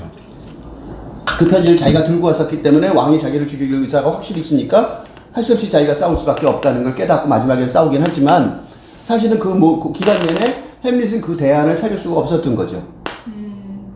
플래시도 똑같아요. 맞아. 단지 병행이 지금 정치권이 말하는 병행 이론이 성립하는 거예요. 그러니까 우리가 햄릿 같은 르네상스 문학들을 보는 이유가 지금 시대처럼 그러니까 르네상스 문학에 베끼는 게 아니라 시대 전환의 상황 속에서 있었던 고민의 형식의 틀이 비슷하다는 거죠. 그래서 빠른 플래시가 있었는데 느린 플래시가 나오는 거죠. 슬로우한 플래시가 나올 수밖에 없는 거예요. 왜냐하면 빠르게 판단할 수가 없는 거예요. 물론 청소년 18살의 청소년이 무슨 고민, 성장 자체가 근대적인 성장, 양육 성장의 시기잖아. 그 걔가 무슨 뭐 느리게 앉아서 찬찬히 고민하고 이건 안 되는 거죠. 그건 무조건 안 되는 거예요. 나중에 중간에 늘 나이 든 프레시가 젊은 프레시한테 화를 내긴 하지만 화를 금방 알아듣잖아요. 형 왜 안 해? 이러고. 그죠. 그러니까 그 사람은 할 수 없는 거예요. 얘도 깨닫죠. 아, 얘는 그럴 수밖에 없구나. 나도 옛날에 그럴 수밖에 없었어. 그 시대니까. 청소년들한테 뭘 기대를 해요? 그치? 천천히 앉아 생각해봐. 이건 웃기는 얘기라고. 그렇지 않아요? 그죠. 내가 옛날에 우리 아들, 딸한테 놀러 갈 거를, 여름에 놀러 갈 걸 얘기하다가 산으로 갈까 바다로 갈까 얘기하다가 둘이서 뭐 결정을 못해서 너 가서 머리를 맞대고, 그러니까 머리를 맞대고라는 게 이제 정신을 잘 생각해서 해보라 그랬대요. 그래서 둘이 가서 머리를 맞대고 생각해봐 그랬는데 딱 아무도 안 와요. 그래서 이제 가봤거든요. 거기서 머리를 둘이 맞대고 벌 주고 있더라고. 걔들은 좀 온정했다는 거를 이제 그걸 왜 말 못하냐고 그렇죠. 혼내는 걸로 들은 거죠. 왜냐면 걔들한테는 이렇게 머리를 맞대고 길게 천천히 생각해 본다. 내가 깨달았어요. 걔들한테 그렇게 얘기하는 건 되게 잔인한 질문이었구나. 왜냐면 즉각적으로 대답해야지, 그치? 산에 가자. 네. 바다에 가자. 네. 그럴 텐데. 아, 그래. 산과 바다 중에 어디 갈지 정해봐. 이거는 말도 안 되는 거죠. 심사숙고는 말도 안 되는 거란 말이죠. 그러니까 똑같아요. 이 슬로우 플래시가 당연히 필요한 거죠. 지금 시대는. 그래서 슬로우 플래시가 주인공이에요. 패스트 플래시가 주인공일 수가 없는 거죠. 지금은 시대 전환의 상황 속에서 슬로우 플래시가 주인공이에요. 그래서 굉장히 중요한 게 제목이에요. 제목이 더가 붙어 있어요. 더 플래시. 플래시는 이름이에요. 앞에 더 안 붙어요. 그쵸. 정관사 더가 붙는 거는 더 썸. 이런 거에 붙는 거죠. 더 플래시는 굉장히 야심적인 제목이에요. 이거는 플래시라는 사람에 관한 얘기이긴 하지만 플래시라는 모델, 전범, 이그젬플에 관한 영화다 라는 게 제목에 써 있어요. 내가 더 짤 보고 플래시 영화 보러 들어갔는데 제목을 딱 보니까 더 플래시더라. 왜 더? 이랬거든요. 근데 그 더가 되는 이유가 그러니까 플래시의 죽음과 삶이 중요한 게 아니고 더 플래시가 뭔지를 질문하는 굉장히 영악한 영화, 굉장히 영리한 영화인 거죠. 그래서 빠르고 느린 게 굉장히 중요한 일이 돼요. 지적하는 것처럼. 그리고 시대전환 상황에서는 당연히 느려야 되고 그렇지만 빠른 걸 포기하면 안 되죠. 그렇죠. 그래서 내가 말하는 포월이에요. 그 빠른 플래시도 받아들이면서 왜냐면 플래시는 원래 빠르니까. 플래시가 번개잖아요. 지가 아무리 늦어봐야 번개인데 얼마나 느리겠어요. 이제는 이름이 번개고 번개처럼 번쩍 움직이는데 심사숙고해 보이. 그지? 그러니까 본능은 그렇다는 거죠. 즉 다시 말해서 근대적인 문명의 본능을 없앨 수는 없는 거죠. 플래시, 대량 생산, 그다음 빨리빨리의 문화를 없앨 수는 없는 거예요. 그렇게 반성할 수는 없는 거예요. 그러니까 굉장히 현명한 거죠. 그걸 갖대 그 속성에 전부 휘둘릴 수는 없다. 그죠. 샌드위치 사주는 느리게 샌드위치 사주는. 느리게 그 샌드위치 사주는 것처럼 그거 굉장히 정확한 적이에요. 그 문화가 뭐예요? 샌드위치 하나 사는데 거기다 뭐뭐 넣든지 빨리 나와야 돼. 그냥 그게 무슨 상관이에요? 근데 주문을 원래 그렇게 하잖아요. 주문 자체가 자기가 주문을 그렇게 했어요. 뭐 넣어달라고. 맞아. 그럼 그 재료들을 하나하나 넣는데 순서가 있고 그다음에 익히는 정도가 다를 텐데 어떻게 빨리 나오냐고. 그러니까 말도 안 되는 거죠. 근데 이제 이쪽에서는 그럼 앞에 있던 사람은 어떻게 그 여자를 어떻게 했냐? 미리 싸놓은 거죠. 이 사람이 미리 싸놓을 수밖에 없는 사람이라는 걸 알고 그 맨날 그 집에서 그것만 먹었던 거예요. 근데 지금 세상은 샌드위치라는 걸 먹어도 가서 여러 가지로 주문해야 되고 그 주문을 하고 기다릴 수밖에 없죠. 왜냐하면 다 주문이 각자 다르니까.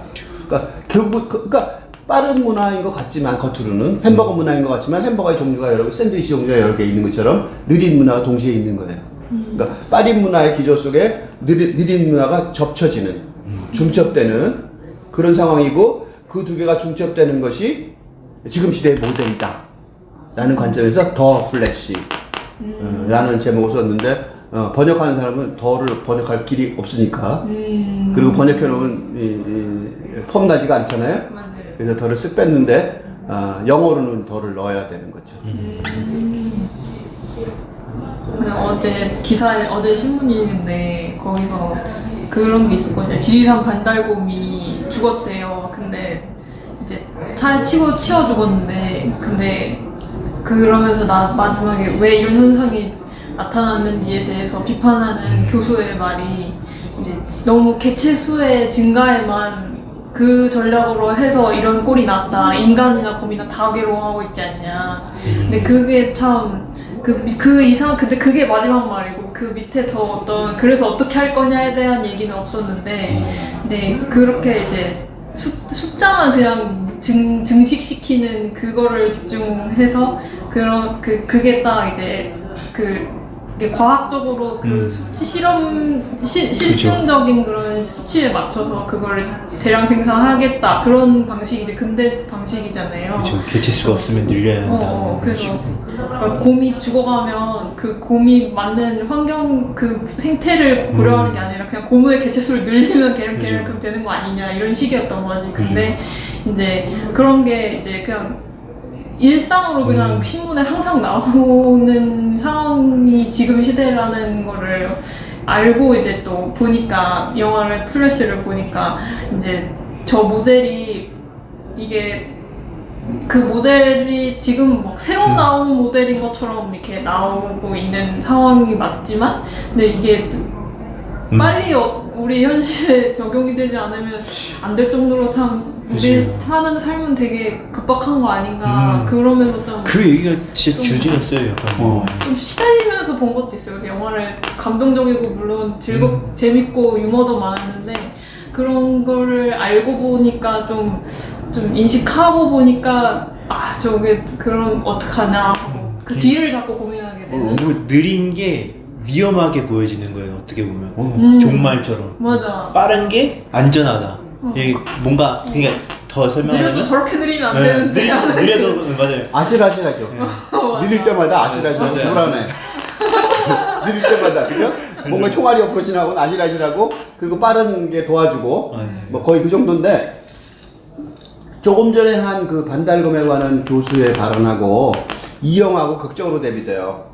어떻게 대비되냐면 교수의 발언은 이 근대 정부, 근대 과학한테 느리게 하라면 들을 리가 없잖아. 맞아요. 그거는 본질을 당연히 그런 존재, 그런 조직인데 거기다 대고 그렇게 얘기하면 굉장히 무책임한 자기는 그래서 말했으니까 다 말했다고 생각하는데 그건 굉장히 나는 그래서 그런 전문가들을 공격할 때 가장 중요한 게 그거예요.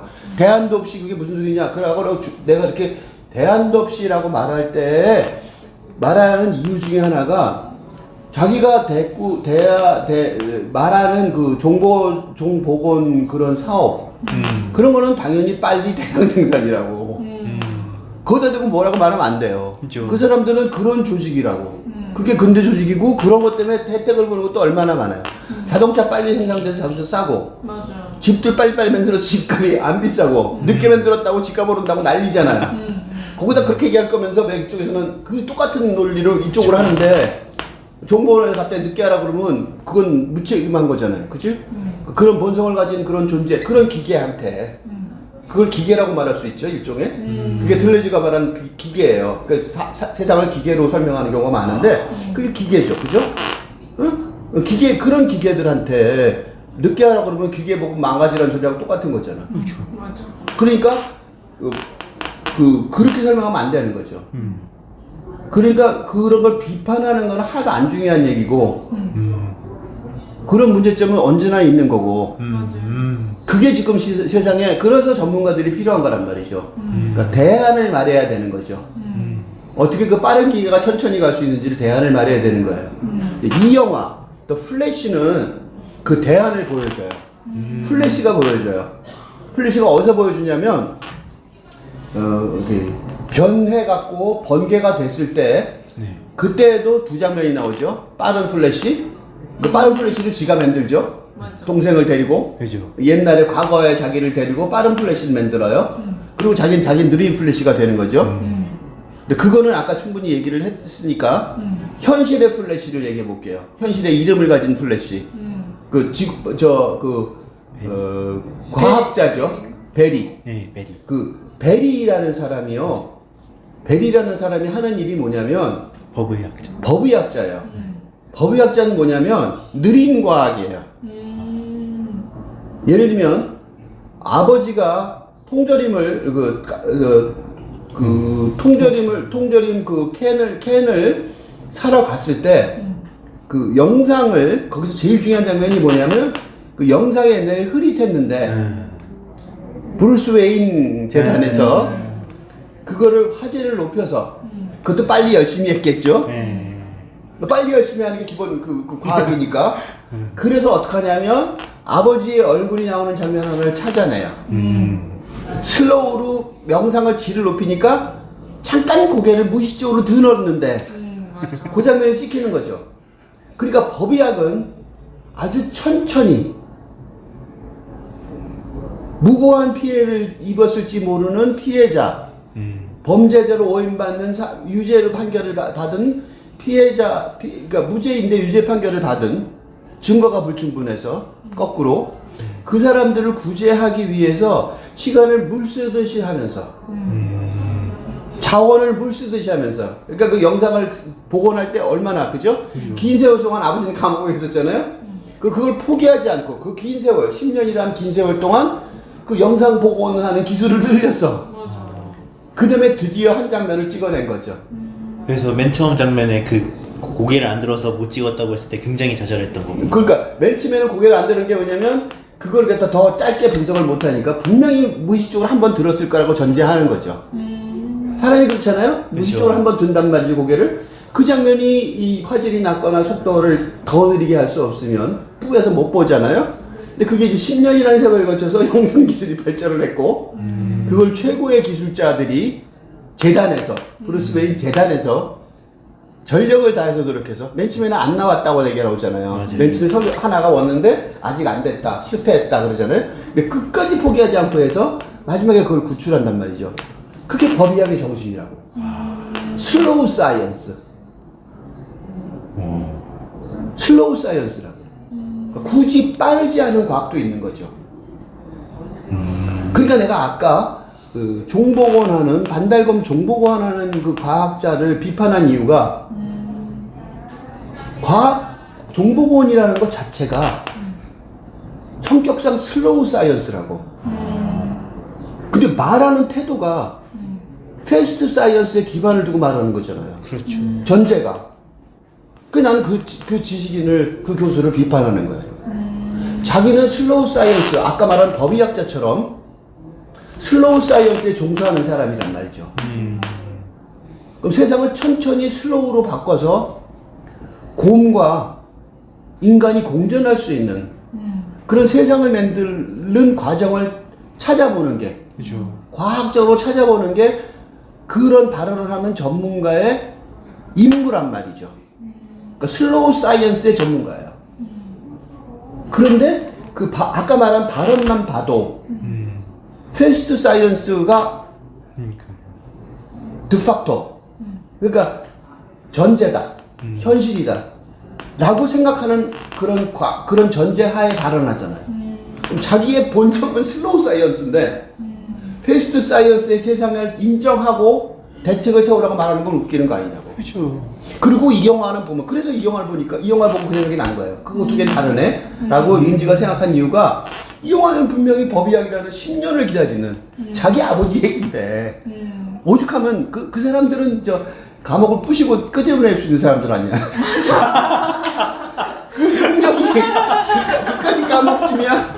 우주를 작사를 내고 돌아다니는데 아버지가 들어있는 감옥 정도야. 넌 정말 벽 뚫고 들어가면 되지. 피스 오브 케이크인데. 그리고 벽 뚫고 들어가서 아버지 만나고 오면 되잖아요. 투가로. 아버지, 그리고 잠깐 아버지 나왔어요. 어떻게 왔냐? 아, 벽 투가했어요. 이러면 되는 거 아니에요. 그 능력이 엄청난 사람인데 그걸 바깥에서 그리워하고 뭐 질질 눈물 짜면서 옛날 집 가서 앞에 쳐다보고 맞아요. 완전 센치하잖아요. 완전 세계 최고의 부자가 자기 친구면서. 그러니까 가난한 친구한테 불쌍히 여기고 못 도와주는 거랑 똑같은 거랑 뭐가 다르냐고. 굉장히 아이러니한 장면이란 말이죠. 근데 당연히 아이러니하고 패러독스 역설적이지만 아이러니 패러독스가 지금 시대의 전환기에 당연한 정서고 그 당연한 정서가 여기도 나타나는 거고. 그렇지만 이 시대의 정서에 맞는 그 전환에 맞는 그런 전환에 맞는 정서는 당연히 슬로우 사이언스고 그래서 10년을 충분히 기다리는 거죠. 말도 안 되는 괴로움 속에서 엄청나게 괴로우면서도 충분히 기다린다는 게 현명한 자세인 거죠. 그러니까 그 플래시에 나타난 그 베리의 자세하고 아까 말한 그 반달곰 과학자에 대해 자세하고 둘 다 과학자인데 얼마나 한심하게 차이가 나는지를 볼 수 있어요. 그치? 이 영화가 참 잘 됐다는 걸 알 수 있는 거죠. 근데 진짜 자꾸 생각나는 게 배트맨을 참 자세하게 잘 짰네요. 왜냐면 배트맨이 첫 번째 나올 때는 증거물 나올 때는 그냥 택배로 이렇게 보내잖아요. 근데 나중에는 완전 자기 모습을 드러내면서 이제 세 번째 마지막에 나올 때는 이제 뭔가 탈근대 뭔가 어떤 모습으로 나올 때 상처 멋있게 나오고. 되게 멋있게 나오고. 차려입고. 근데 증거가 제출하는 증거를 도와주러 온 거잖아. 그렇죠. 맞아. 완전 결정적인 그런 사람으로. 그리고 그 사람이 도와준 거지. 근데 또 첫 번째 나올 때는 이제 치명적인 바이러스를 누가 훔쳐가지고 퍼뜨리려고 하는 거를 빨리 막는 그런 근대적인 또 임무를 또 수행하고 있던. 그거는 할 수 없죠. 그렇죠. 그 사람들이 다 그게 빠른 게 특징이잖아. 그죠. 우주를 날아다니고 우리가 생각할 수 있는 빠른 속도로, 그지? 엄청난 화력을 가진 게 특징이죠. 정말 이게 영화 하나 사는데 그렇게 엄청 크레딧에 엄청 많은 사람이 있더라고요. 그게 이제 그런 미국 영화, 이 헐리우드를 보면서 제일 부러운 게 옛날부터 부러웠는데 이런 영화들의 틀을 짤 때 최첨단 학자들의 연구 결과를 참조를 해요. 예를 들면 디즈니의 영화들 있잖아요. 인사이드 아웃이나 또는 무슨 리틀 머메이드 같은 것들도 리틀 머메이드 내가 픽사 영화에 대해서 좀 연구를 해서 논문 한 편 쓴 적이 있는데 보면 영화를 만들기 전에 해양 생물학자들하고 6개월 정도 공부를 해요. 니모 만들 때. 그래서 그거 물고기들의 생태에 대해서 가장 세계 최고의 권위자들하고 대화를 해요. 그래서 공부를 해요. 그래서 거기 나오는 이 영화들의 동물들이나 그런 것들의 행동들이 물의 흐름의 행동들까지도 움직임까지도 과학적으로 입증된. 그러니까 우리가 공감을 하는 거예요. 어떤 거는 개미하고 배짱이를 보여주는 씬이 있는데 개미는 일어서야 되고 배짱이는 누워 있어야 되는 이유가 개미는 인간처럼 보이면 이제 좀 더 선한 역할처럼 보일 거고 배짱이는 이렇게 네 발로 있으면 좀 징그러워 보일 것이다. 이런 측면도. 그러니까 그거 되게 중요한 얘기예요. 과학의 공부를 현재 지금 이루어진 과학의 업적을 전부 다 충분히 배우고 이해한 다음에 그다음에 거기다가 지금 시대의 정동을 입히는 거예요. 그런 노력이 같이 들어있어요. 근데 한국 영화들은 아직 지금 우리가 하는 이 토론이 내가 그래서 굉장히 중요하다고 생각하는데 영화들이 허투루 만들어진 게 아니라는 것. 헐리우드 영화들 같이 그냥 보고 우리가 즐기는 것 같지만 이 안에 엄청난 공부가 그리고 바로 지금 시대에 가장 많이 공부한 그 결과물 이 같이 반영이 돼 있는 영화라는 거. 돈벌이라고 생각해서 쉽게 만든 게 아니라는 거죠. 그러니까 엄청난 착각인 거예요, 그게. 세계를 지배한다는 것, 세계를 제패한다는 거는 그렇게 간단한 문제가 아니라. 영화관이라는 게 지금 시대에 말하자면 성당, 지금 시대의 그 영적 어떤 탐구, 자아 탐구를 하는 그 어떤 장이 되고 있는데, 그러면 사람들이 와서 진짜로 마음 깊숙이, 영혼 깊숙이 배울 게 있어야 되는 거 아니에요. 그래야지 돈을 지불하고 싶은 마음이 들잖아요. 물론 돈으로 표현이 되지만 그냥 단순한 천민 자본주의가 아니라고요. 한국 영화가 지금 가장 위기에 닥친 이유가 이런 공부가 없이 영화를 만드니까. 얼마나 공부할 게 많아. 그러면 사람들이 볼 때는 보지만 어쩌다 한두 편은 성공할지 모르지만 그런 영화가 계속해서 성공할 수가 없고, 특히나 세계적으로 성공하기는 점점 더 어려워지는 거 아니에요. 얼마나 깊은 공부가 필요한지 모르는데 그런 공부를 너무 안 하는 것 같은. 그 옛날에 심영래 용가리 그게 대표적인 사례인데, 디오 이제 디워 있죠. 디워, 심영래의 디워가 아주 티피컬한 사례예요. 난 심영래라는 코미디언을 되게 좋아했었는데, 자기가 그 엄청난 돈을 들여서 그 영화 찍는데 그 기술도 기가 막혔어요. 직권 트랜스포머 나오는데 그거보다 결국 모자르지 않을 정도로 되게 멋있는 기술도 좋았었는데, 단지 어떻게 용을 주인공으로 하면서 그게 서양에서 먹힐 거라고 생각했는지 한국에서는 잘 됐어요. 근데 한국에서 잘 되는 것 같고 그 돈이 안 벌리죠. 그러니까 세계에 진출한다고 생각하고 영화를 만든 거예요. 영화를 그 세계에 진출해야 될 만큼 기술이 좋았거든요. 근데 단 문제가 뭐냐? 서구 신화에서 용이 뭐라는 걸 생각도 안 한 거죠. 공부를 1도 안 한 거예요. 서구 신화에서 헤라클레스나 거의 모든 서구 신화의 최초의 영웅들부터 싸워서 이긴 대상이 있어요. 그래서 영웅이 됐는데 그 대상이 뭐냐면 용이에요. 용을 이겨서 영웅이 됐다고. 즉 다시 말해서 그때 동양 문화에 서양 문화가 밀리고 있다가 토템이죠. 일단 그걸 넘어서면서 서구가 자기의 자아를 찾기 시작했다는 거예요. 그 옛날부터 그렇게 찾아서 우리 자아를 청설했다 이렇게 얘기해요. 그러니까 용에 대한, 용이 뭐예요? 뒤집어 말하면 뱀이잖아. 그러니까 아담과 이브의 그 에덴 동산을 쫓겨나게 하는 게 누구예요? 뱀이죠. 뱀이란 말이죠. 뱀이 하늘을 날르면 용이라고. 땅에 있으면 뱀이고 더 작으면 지렁이지만 날르면 용이잖아요. 성경에서도 성경에서 예, 나오잖아요. 붉은 용. 뱀은 무조건 안 좋은 거잖아. 근데 그건 이유가 뭐냐면 그렇게 해야지만 그 사람들한테 설득력이 있는 거죠. 뱀이 나쁘고 좋고가 아니라 그 그렇죠. 문화적으로 토템이었던 거죠. 우리가 곰과 호랑이의 우리 건국 신화가 있잖아요. 그렇죠. 근데 곰과 호랑이가 진짜 마늘을 먹었을 리가 없고, 곰 집단하고 호랑이를 숭배하는 그 토템 두 집단의 어떤 경쟁이 있었을 거고, 그거에 관한 얘기일 가능성이 높아요. 어쨌든 우리는 호랑이가 아니라 곰을 숭배하는, 그렇죠. 곰이 우리나라에 더 많잖아요. 그냥 곰이 토착이고 호랑이는 어쩌다 한 마리씩 있는 거고, 그리고 지나간 사람 협박하고 공격하고 그러잖아요. 당연히 곰이 토템의 중심이 되고 우리가 그게 주류 세력이 됐겠죠. 그러니까 그거 똑같단 말이죠. 서양에서 그럼 용을 주류로 하는 사람들은 분명히 서양 사람들한테는 위협 세력, 그걸 넘어서야만 자기 존재 공동체가 안 무너지고 멸망하지 않고 살 수 있는 그런 그 세력의 토템 상징이었을 텐데, 심영래 감독은 그 멋진 기술을, 그 많은 돈을 들여서 용을 주인공으로 만들어서 서양 사람들한테 보면서 감탄하라 그러니까 서양 사람들이 도저히 감탄할 수가 없는 거죠. 어마어마한 실수를 저지른 거죠.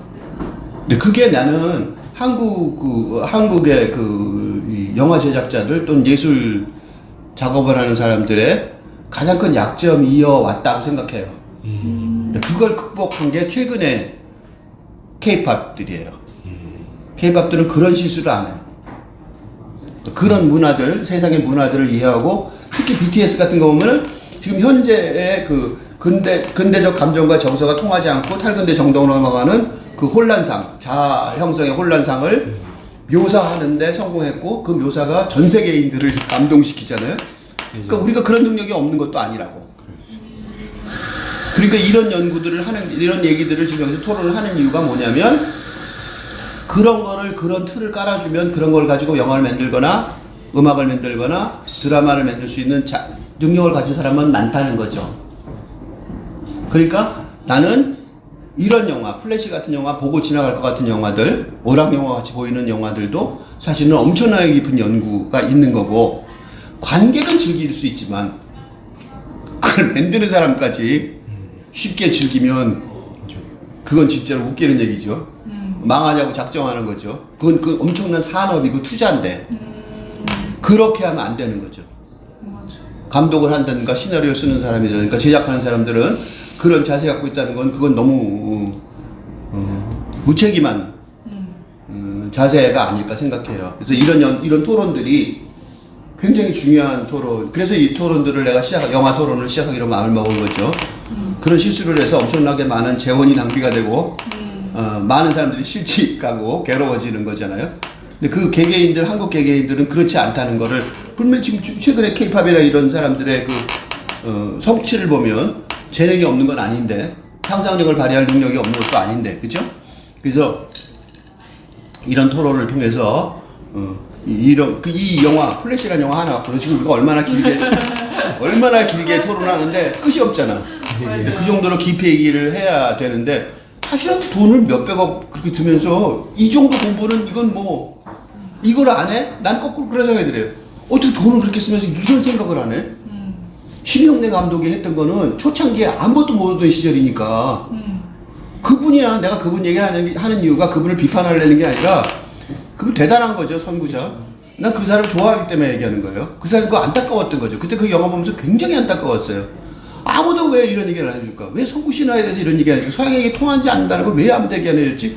너무나 분통스럽더라고요. 왜 누구도 아무도 얘기 안 해주는 거야? 이런 생각이 들어서 너무 안타까웠어요. 영화가 만들어진 다음에 나왔고, 그때는 나 영화 비평도 할 생각도 안 했고, 그리고 그때는 내가 영화가 이미 만들어진 다음이니까 그분이 망해서 뭐 도망치고 막 이런 상황이 돼 있었으니까 내가 더 이상 말을 할 수가 없어서 가만히 있었지만 그분의 실수는 선구자로서 실수지만 그런 실수를 지금까지 이어져 온다는 건 좀 너무 뭐라 그럴까 무능하다 그럴까 게으른 게 아닌가 그런 생각을 해요.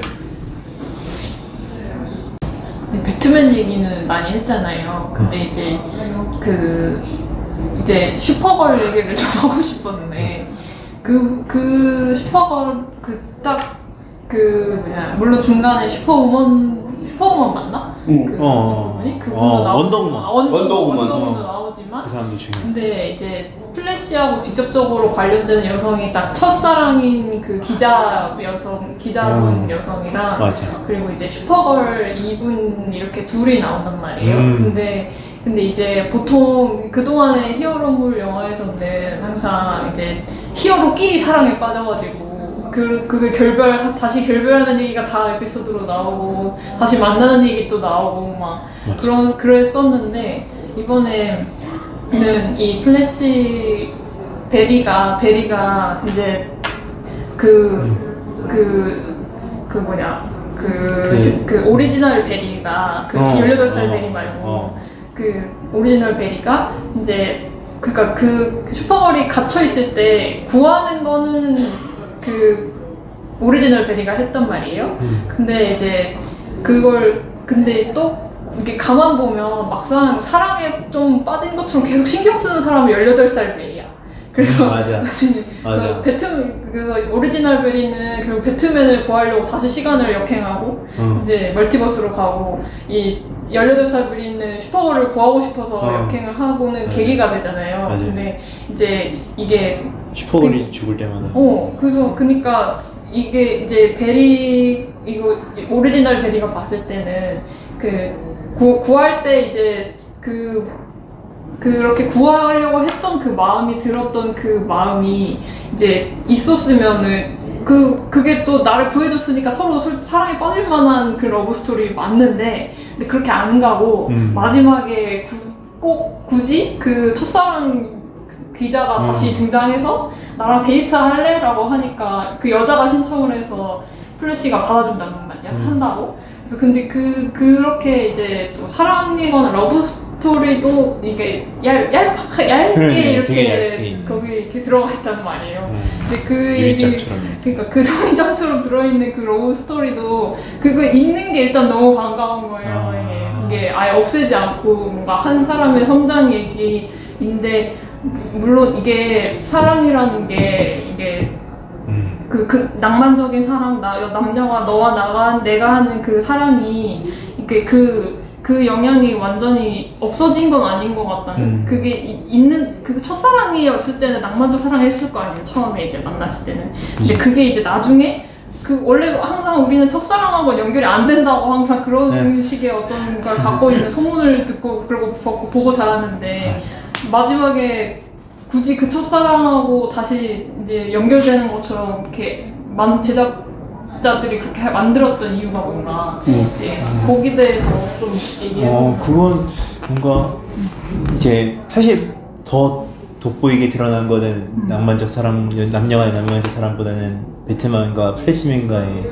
브로맨스라고 할 수 있을 것 같아요. 사실 남자간의 어떤 찐듯한 우정. 사실 근데 배트맨이 그런 쪽으로 좀 오해를 많이 받는 캐릭터예요.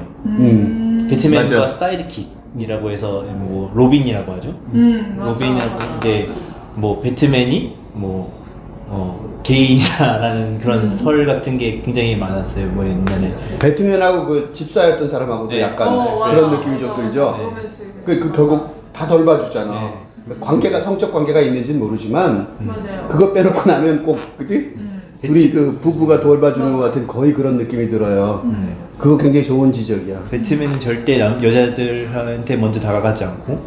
아까 그 땡큐라고 말도 안 하잖아. 맞아요. 그 이쁜 원더우먼 그러니까요. 쇼킹하게 이쁜 여자라서 플래시가 엉뚱한 소리를 섹스란 말까지 툭 튀어나오게 맞아. 섹시하단 말 대신에 그런 정도로 이렇게 쇼킹하게 이쁘잖아. 근데 그 여자한테도 엄청나게 무뚝뚝하게 대하는 친데레들 일종의. 근데 아까 나 그 얘기에 대해서 그거에 대해서 그거는 대답하기가 좋은 게 최근에 내가 이교세 영시 강도 20번으로 마룬이라는 시를 읽고 21번으로 What It Measure라는 시를 읽었는데 그 마룬이라는 시에서 낭만적 사랑 근대의 낭만적 사랑에 대한 시고 20번은 그다음에 그거에 대해서 약간 내가 비판적이었어요. 왜냐하면 그 소녀가 엄마가 아빠한테 하는 것처럼 자기도 사랑하는 남자, 그것도 진짜 사랑하는 것도 아니고 혼자 짝사랑하는 남자의 셔츠의 버튼을 잠가주고 잠가주고 싶다라고 얘기하는 그 낭만적 사랑이 환상이 된 거죠. 현실도 아니죠. 맞아요. 맞아. 틀림없이 환상이에요. 엄마가 침대에 앉아서 그 영상을 보면서 입술이 위에 멋쩍한다 그러는데 그것도 다 묘사죠. 근데 어떤 환상이잖아요. 자기 남편한테는 갈 때 무뚝뚝해야 돼요. 환상 속에. 그래서 엄마가 그 텔레비에 그 영상에 갇혀 있는 것처럼 나도 똑같이 엄마한테 배워서 낭만적 사랑의 의지를 갖고 있는데 사실은 환상인 거죠. 근데 그게 내가 보길 때는 18살 그 베리하고 플래시하고 그 슈퍼걸 하고의 관계 같아요. 둘이가 서로 뭔가를 느끼지만 그거는 현실적인 어떤 건 아니죠. 그러니까 우리가 이제 환상을 거기다 덧입히는 거죠. 아까 말한 것처럼 그러니까 관객이 거기다 환상을 입히니까 둘이 관계가 그래서 아까 얇다라고 얄팍하다고 말한 씬하다고 말한 이유가 감정의 결이 심해서 그래요. 그러니까 둘이의 감정도 씬할 거고 그 다음에 우리 관객이 보는 것도 씬한 거예요. 거기에 분명히 낭만적 사랑이 형성될 가능성이 굉장히 높은데 그처럼 그렇게 많이 돌아가면서 그 슈퍼걸을 구하려고 우주를 다 망가뜨리고 그러다가 이렇게 엉망진 양심하게 되는 거잖아요. 결국 그래갖고 자기가 죽게 되잖아요. 맞아. 그러니까 결국은 뭐냐면 젊은 베르테르의 슬픔하고 똑같아요. 맞아. 어쩌다 한 번 본 여자 때문에 그것도 우주에서 온 여자. 그러니까. 우주에서 뭐 씩씩씩장하는 여자 외계인 때문에 외계인 여자였는데 그 여자가 죽은 걸 돌이키려고 우주를 망가뜨리는 그건 그 사람이 갖고 있는 환상이죠. 그 여자가 그렇게 구한 다음에 자기를 좋아하지 않게 할지도 모르는 거 아니에요? 데이트할 사람도 맞아요. 있었는데. 그 사람 데이트는 무시하고. 맞아, 어. 없어졌어. 웃기잖아요? 그 사람, 그 여자가 나중에 만나는 그 여자죠? 그러니까, 오리지널 베리가 그죠. 첫사랑에 실패한 이유가 있어요. 여자가 찬 게 아니야. 여자는 마음이 있었는데 남자가 찬 게 아니라 남자가 멍청한 짓 한 거죠. 그리고 제가 차였다고 생각하는 거예요. 그러니까 얼마나 웃기는, 그 환상이 그런 거라고. 환상은 현실을 거꾸로 잘못 해석하는 경우가 많아요.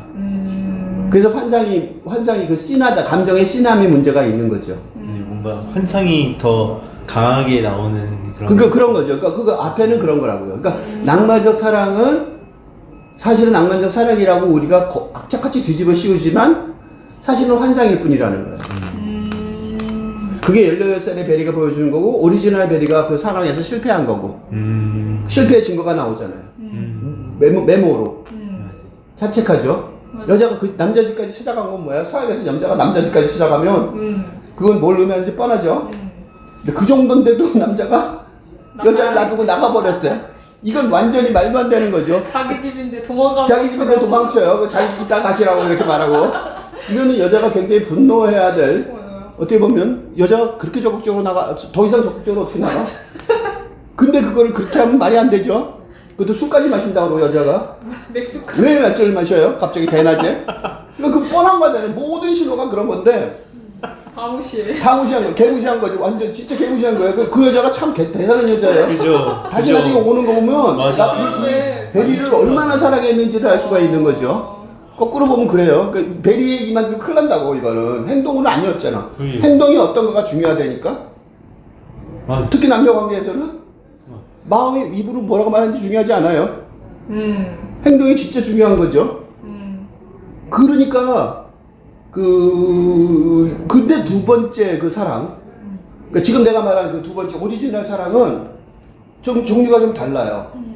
밑에는 물론 낭만적 사랑인데 그 여자도 그 기자도 이 베리의 그 마음이 열리기를 기다리죠.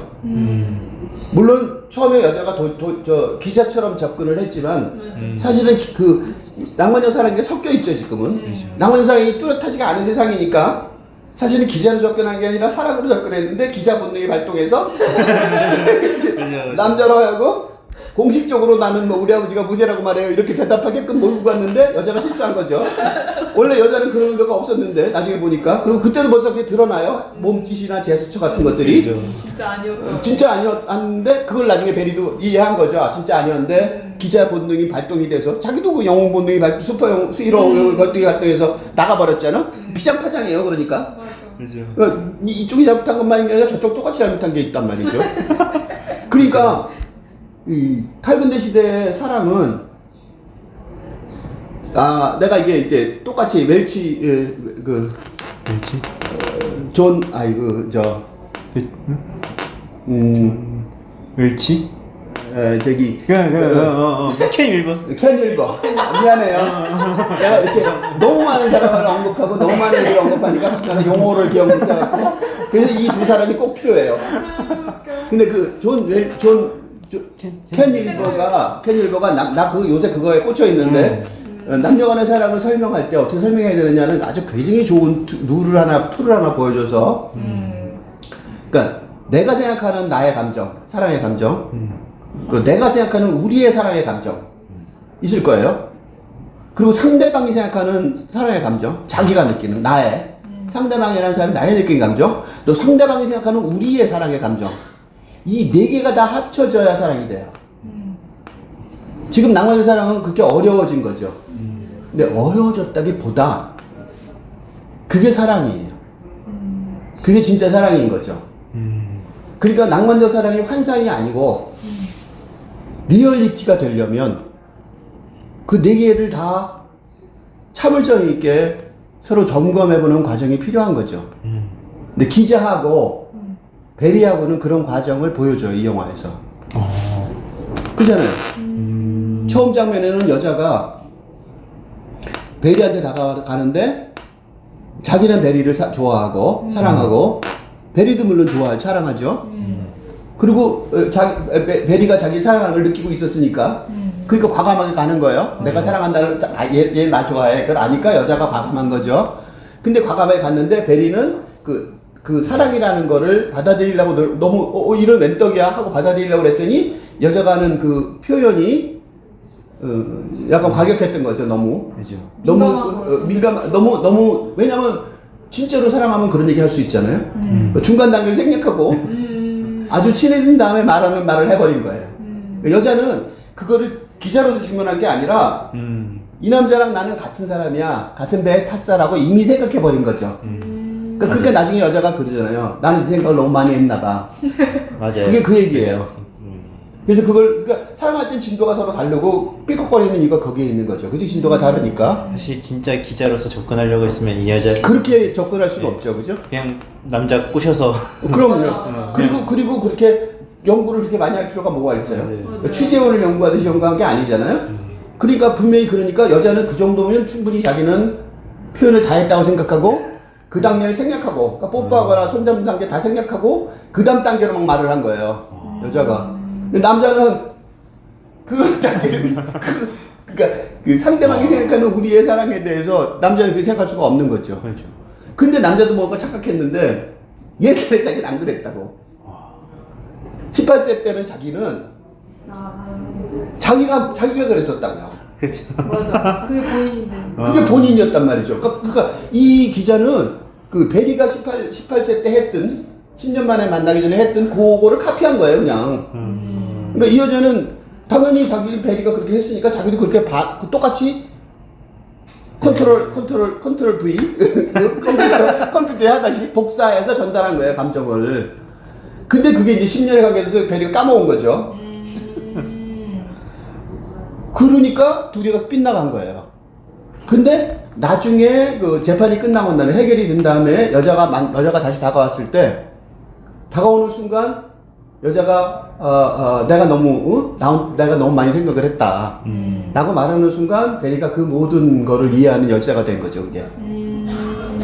그게 단지 우리의 사랑은 있는데 공유하는 사랑은 틀림없이 있는데 그 사랑을 서로 접근하는 그 서로 공유하는 그런 어떤 그 과정이 좀 서로 서툴렀다. 그건 너무 당연한 거죠.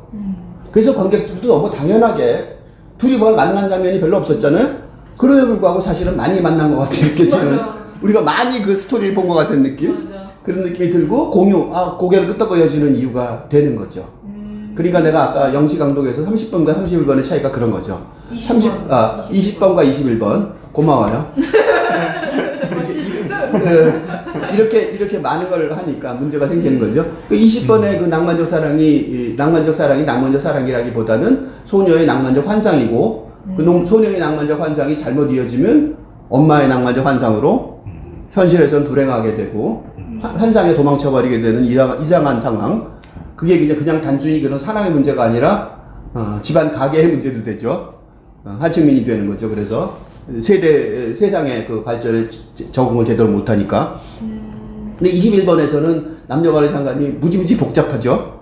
그래서 나의 고민이 뭐 산을 만들고 산을 구성하고 들판을 구성하는 정도로 아주 복잡하고 어렵고, 그죠? 아주 그 손가락 끝이, 네 번째 손가락 끝이 만나는 그 장면까지 뭐 해부학적으로 거의 슬로우 비디오로 묘사하듯이 묘사할 정도로 그 정도로 어렵다는 그 어려움. 매조를 해야 되지만 매조가 잘 안 되는 어려움이라는 것. 그렇게 고백하는 것이 훨씬 더 정확하다는 거죠. 그 매조에서 어떻게 결론이 날지는 각자 그 틀은 아직 안 만들어졌죠. 8군데의 낭만적 사랑이 어떻게 이루어져 가고 어떻게 완성되어 가는지 아직 그 틀은 안 만들어졌지만 이 영화가 그런 틀 하나를 보여주는 거고, 그래서 이 영화가 좋은 영화라고 그래 생각돼요. 그러니까 그 틀은 아직 안 만들어졌으니까 사람들이 사랑하고 결혼하고 출산하는 걸 못 하잖아요. 어떤 틀인지 모르겠으니까 황당하니까 서로 그 틀을 맞추기가 너무 어렵죠. 왜냐하면 사회적 관습이 아비투스라고 그러죠. 브루드의 아비투스가 사랑에 관해서 형성이 안 돼. 그래서 뭐 텔레비에 그런 사랑에 관한 프로가 어마어마하게 나오죠. 그 왜냐면 그 아비투스를 찾아가는 장면이고 그냥 사랑해 갖고 사랑해질 수가 없는 거죠. 그러니까 이제 아비투스를 형성하는 과정 속에서 대중들이 그걸 같이 공부해야 되는 거예요. 다 같이. 근데 그 다 같이 공부하는 게 그런 좋은 지적을 했어요. 그런 거를 영화에서 꼭 배워야 되는 상황이잖아요. 영화장을 갔는데 그건 꼭 하나 배우고 나가야 되는 거죠. 그러니까 무조건 그런 사랑 얘기는 꼭 들어가야 되는 거예요. 그게 무슨 양념이 아니라 지금 세상에서는 그것도 굉장히 중요한 공부의 주제가 되는 거고. 맞아요. 그래서 지금 내가 설명을 한 것처럼 이렇게 아주 복잡한 맞아요. 그 백그라운드가 깔려 있는 거예요. 그래서 일부러 슈퍼걸을 걸로 만들지 않았을까요? 그러니까 슈퍼맨 하면 매니어스여야 되는데. 매니어스면 폭력적이 되잖아요. 슈퍼맨이 또 나왔으면 그러면 완전히 그거 슈퍼걸로 만든 건 아주 신의 한 수예요. 왜냐면 슈퍼맨으로 만들었으면 남자 셋이서 뭐 했을지 짐작이 되죠. 치고받고 싸우고 그런 거가 통쾌하긴 했겠죠 물론. 계급이 생기고. 계급이 생기고 그렇죠. 근대적으로 그럼 근대로 회귀하게 되는 의도치 않은 이상한 일이 벌어지는데 이건 지금 그 주제가 그 근대적 감정과 정서를 어떻게 그 온천 그 알맹이에 남겨놓고 내가 그래서 최근에 이 교수의 책 읽기에서 가족에 관한 글을 하나 읽은 적이 있는데 그 근대 가족이 해체돼야 된다는 소리는 근대 가족을 폭파시켜버리고 없애고 가족 없이 살아라가 아니라 근대 가족이 갖고 있는 알갱이 연대의식 그 연대가 나오죠. 슈퍼걸을 구하는 것도 연대의식 때문에 구하잖아요. 네. 사람처럼 생긴 존재에 대한 아니면 생명의 존재에 대한 사람 같진 않지만 생명에 대한 존재에 대한 그럴 때는 사람 같았어요. 그렇지만 사람 같이 걸리지만 느꼈겠지 벌써 이거 인간 아니네. 그죠. 그 느꼈겠죠. 그렇지만 연대의식 그러니까 왜 구했냐 그랬잖아요. 인간도 아닌데 이거 종족도 같지 않은데 왜 구했냐. 우리 같은 종족이 다르면 다 죽여버리는 우주의 물리인데 그렇죠. 그럴 거 아니에요. 그치? 같은 종족끼리도 죽여버리는 판인데 맞아. 종족이 다른데 그걸 살린 게 너무 이상하잖아요. 그게 이제 슈퍼걸한테는 굉장히 쇼크였을 거예요. 이런 연대의식은 도대체 뭐지? 근데 그게 이제 일종의 가족이죠. 그 중간에 왜 나를 살렸냐고 굳이 물어보는 대상. 그게 그거죠. 그 왜 살렸냐 그게 뭐냐면 그런 연대의식은 도대체 뭐냐. 굉장히 중요한 것 같은데. 그러니까 이제 그 근대 가족이 갖고 있던 핵심 알갱이죠. 그런 것들이. 연대의식 또 같이 있으면 안전한 의식, 그 편안한 의식. 난 여기서는 이 조직체에서는 괜찮다는 의식, 보살핌이 있다는 의식, 돌봄이 있다는 의식. 근데 그게 뭐냐면 일본에 내가 그 채널에 보다가 일본 채널이 그 케이블에 나오죠. 네. 근데 난 그 드라마는 안 보는데 제목만 보는데 가족같이 않아도 가족이에요.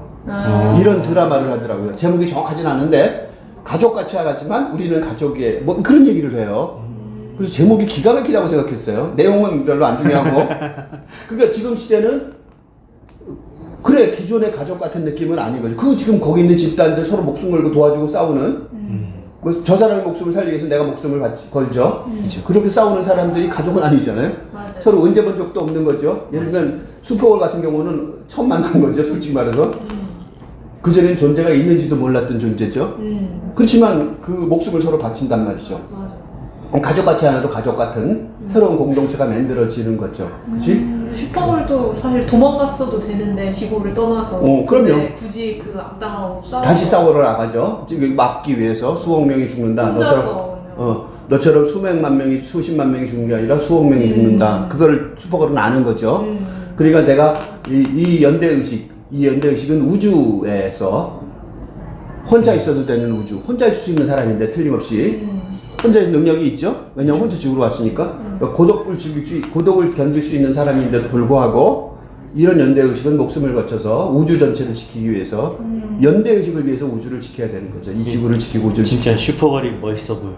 그래서 멋있죠. 네, 되게 인기도 많은 것 같고 근데 죽을 때 그래서 몇 번이고 계속 죽을 때마다 조금 뭔가 가슴이 좀 아파. 그게 이제 그 감독이 노리는 거예요. 슈퍼걸의 존재가 뭐냐? 라고 계속 질문하는 거죠, 관객들한테. 슈퍼걸이 왜 저 사람이 죽는 게 그렇게 안타까우냐? 라고 질문하는 거예요. 그리고 그게 굉장히 중요한 주제죠. 탈근대적 정동에 있어서. 그러니까 새로운 공동체. 그러니까 탈근대적 개인의 어떤 갈 길도 중요하지만 공동체가 어떻게 새롭게 만들어져야 되느냐도 되게 중요하죠. 그 공동체의 핵심 정동이 나는 가족애라고 생각하는데 가족애 같은 사랑이고 가족애 같은 어떤 그러니까 가족의 핵심적인 그 알갱이들은 유지가 돼야 되는 거다는 거죠. 뭔가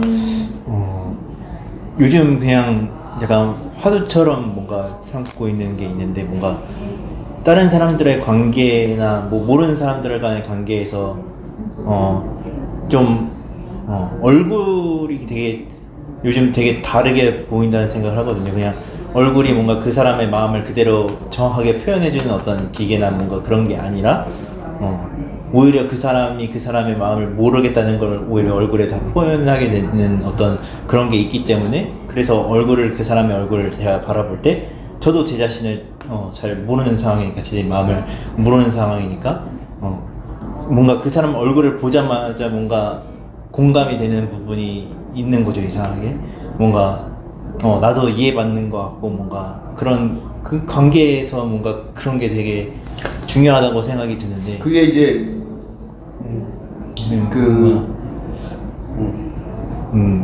그냥 그런 게 있어야 또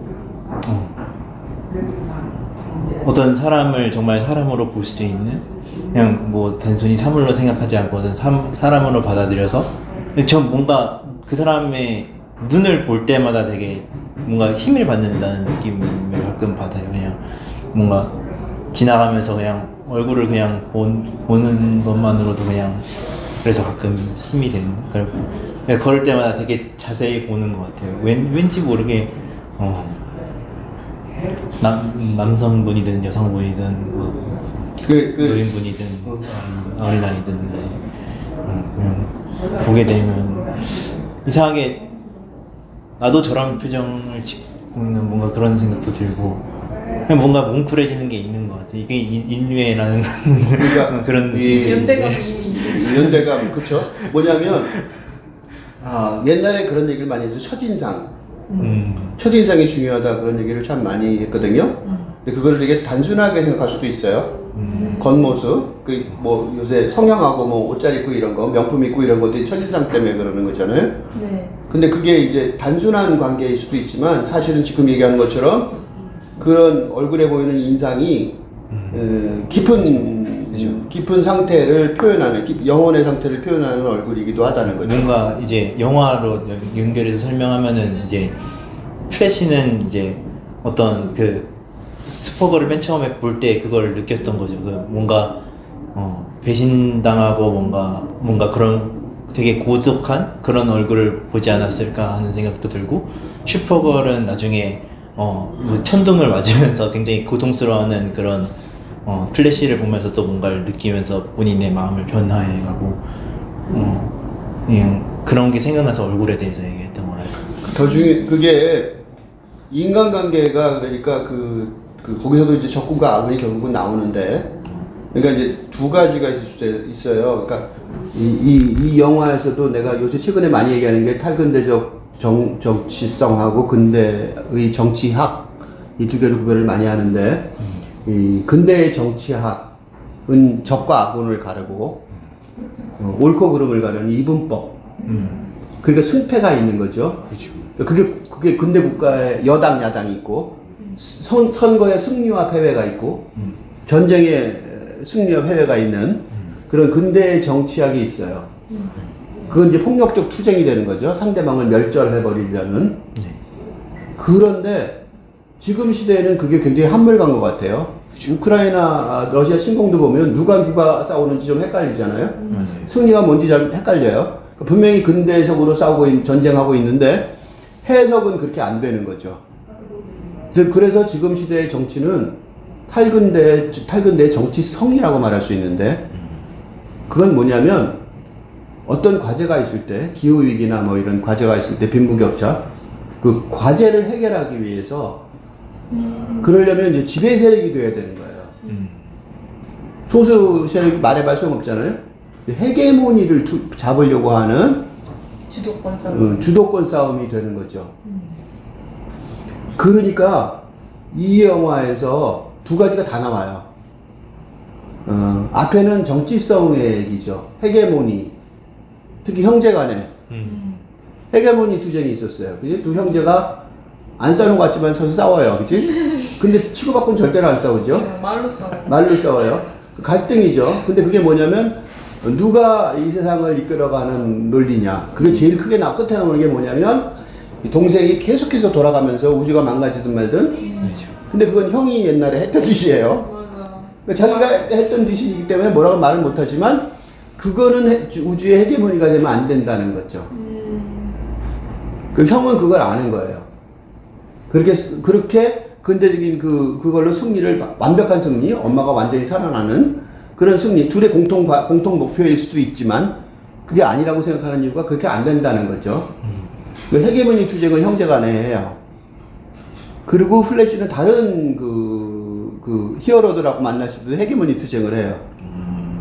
응? 배트맨하고 만났을 때도 헤게모니 투쟁을 하고, 배트맨 보고 네가 형님인데 어쩌고 그러면서 사실은 은근히 도전하죠. 그래갖고 어떻게 돼요? 도전해갖고 배트맨 죽게 하죠. 누가 형님이 이상하죠. 왜냐면 형님한테 도전해서 형님을 죽게 했잖아요. 형님을 시킨 거잖아요, 싸우게. 그러니까 누가 형님인지 잠깐 헷갈리. 헤게모니 투쟁에서 이 플래시가 이긴 거죠. 이게 헤게모니 투쟁에서 이기는 능력을 아는 거예요. 정치성에 센 거죠. 그것이 마지막에 이제 그 전쟁이 진짜 벌어지죠. 내가 이 얘기를 하는 이유가 뭐냐면 적군 얘기예요. 무슨 종족이지? 크립톤 종족의 그 상대방 있죠. 네. 걔네들, 상대방 애들은 이상하게 존재감이 없죠. 거기 아주 싸움을 잘하는 사람, 그 다음에 그 여자 전사도 있었고, 그 다음에 대장도 있었는데, 전부 다 영화를 보는 내내 말 한마디. 말 한마디 없고, 그 다음에 저 사람들 뭐 그렇게 굉장히 세 보이지 않고, 맞아. 힘이 없어 보이는 존재감이 없어. 존재감이 없는 것 같고, 막 그렇게 막 무시하게 공격하고, 뭐 무기를 다 작살을 뭐 한 칼에 착착 죽이고. 스피드는 근데 또 플래시랑 비슷하다고 나오잖아요. 빠르기는. 그러니까 뭐냐면, 존재감이 있어야 되는데 없어. 존재감이 있어야 되고 둘이 싸우면 멋있어야 되는데 안 멋있는 가장 큰 이유가 뭐냐면 그 정치성, 그러니까 정치학의 입장에 있어서 그래요. 구세된 거죠. 적을 죽이고 나는 승리한다. 그래서 예를 들면 슈퍼걸을 죽여서 피를 뽑아서 얘는 죽이고 피를 갖고 왔다. 그럼 우린 다시 생명을 찾는다. 죽음의 별에서 삶의 별이 될 거다. 뭐 이런 거잖아요. 맞아요. 그러니까 플랫해요. 그러니까 너무 플랫해갖고 따로 구별할 필요가 없는 거죠. 존재들을. 플래시가 자꾸 쟤랑 그 조드라는 사람 그 대장이랑 싸워야 되는데 그냥 자기들끼리 그냥 토론하고 쟤 무시해하고. 그러니까 거의 무시당하죠. 무시당해서 그러니까 무시하는 바람에 슈퍼걸이 죽잖아요. 그 정도로 무시를 해요. 그런데 그 동생이 칼을 하나 우리 부상당한 다음에 칼을 갖고 있잖아요. 맞아요. 그다음에 그 칼로 다 죽이죠. 맞아요. 그러니까 무슨 소리냐면 정치성의 논리는 정치학의 세계로 가면 힘을 쓴다는 거예요. 투쟁을 하지 않는다는 게 아니라고. 투쟁을 해서 쉽게 상대방의 무기도 쉽게 이길 수 있다는 거예요. 그런데 그게 무의미해서 안 할 뿐인 거죠. 그러니까 누가 우위냐면 세계관에서 그 정치성을 가진 사람들이 훨씬 우위인 거예요. 그러니까 싸워보기도 전에 결판이 나 있는 거죠.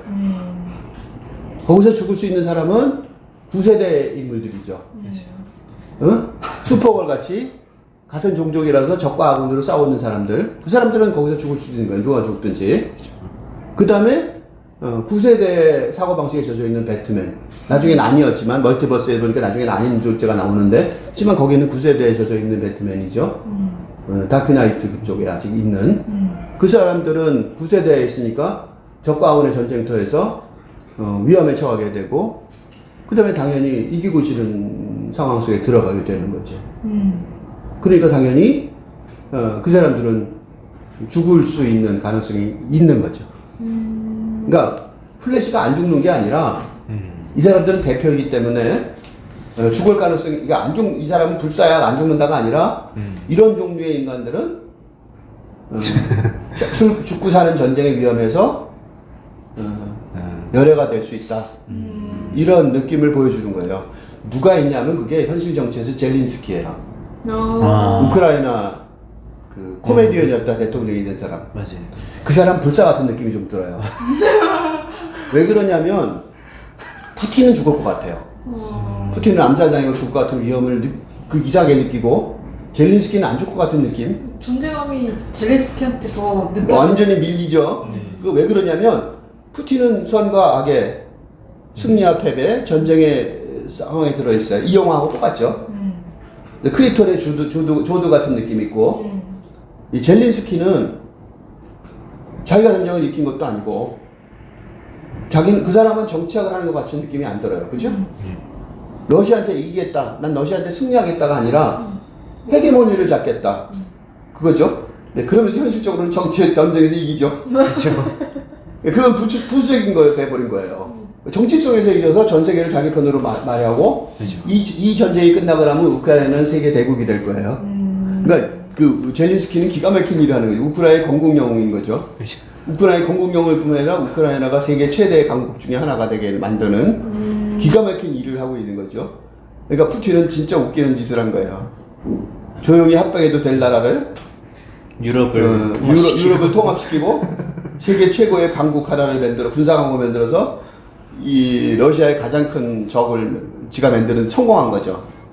그게 뭐냐면 세계 2위의 군사력을 가지고 있으면서도 근대 정치학을 가지고 있으면 클로디우스처럼 현역 왕인데도 햄릿처럼 아버지가 죽은 끈떨어진 왕자인데도 젤린스키의 정치성에 그러니까 결국은 인식이 생각이 무기를 이기는 거죠. 그게 겹쳐 보이더라고요. 그래서 조드는 푸틴처럼 보이고 그 다음에 플래시가 그 젤린스키처럼 보이더라고요. 누가 이길지 뻔한 거죠. 그죠. 그러니까 그런 걸 보면 만약 그거를 거꾸로 보여주면 관객들이 분노하죠. 관객들은 대중은 정확하게 나처럼 이렇게 설명을 깨끗이 못하지만 정동을 느끼는 거죠. 나는 그렇게 안 느끼는데 너 왜 이렇게 만들었냐? 라고 분노할 가능성이 높아요. 이거를 잘 읽어야 돈을 버는 거죠. 쉽게 말하면. 이 영화는 이걸 잘 읽어서 돈을 벌 수 있게 됐다고 생각해요.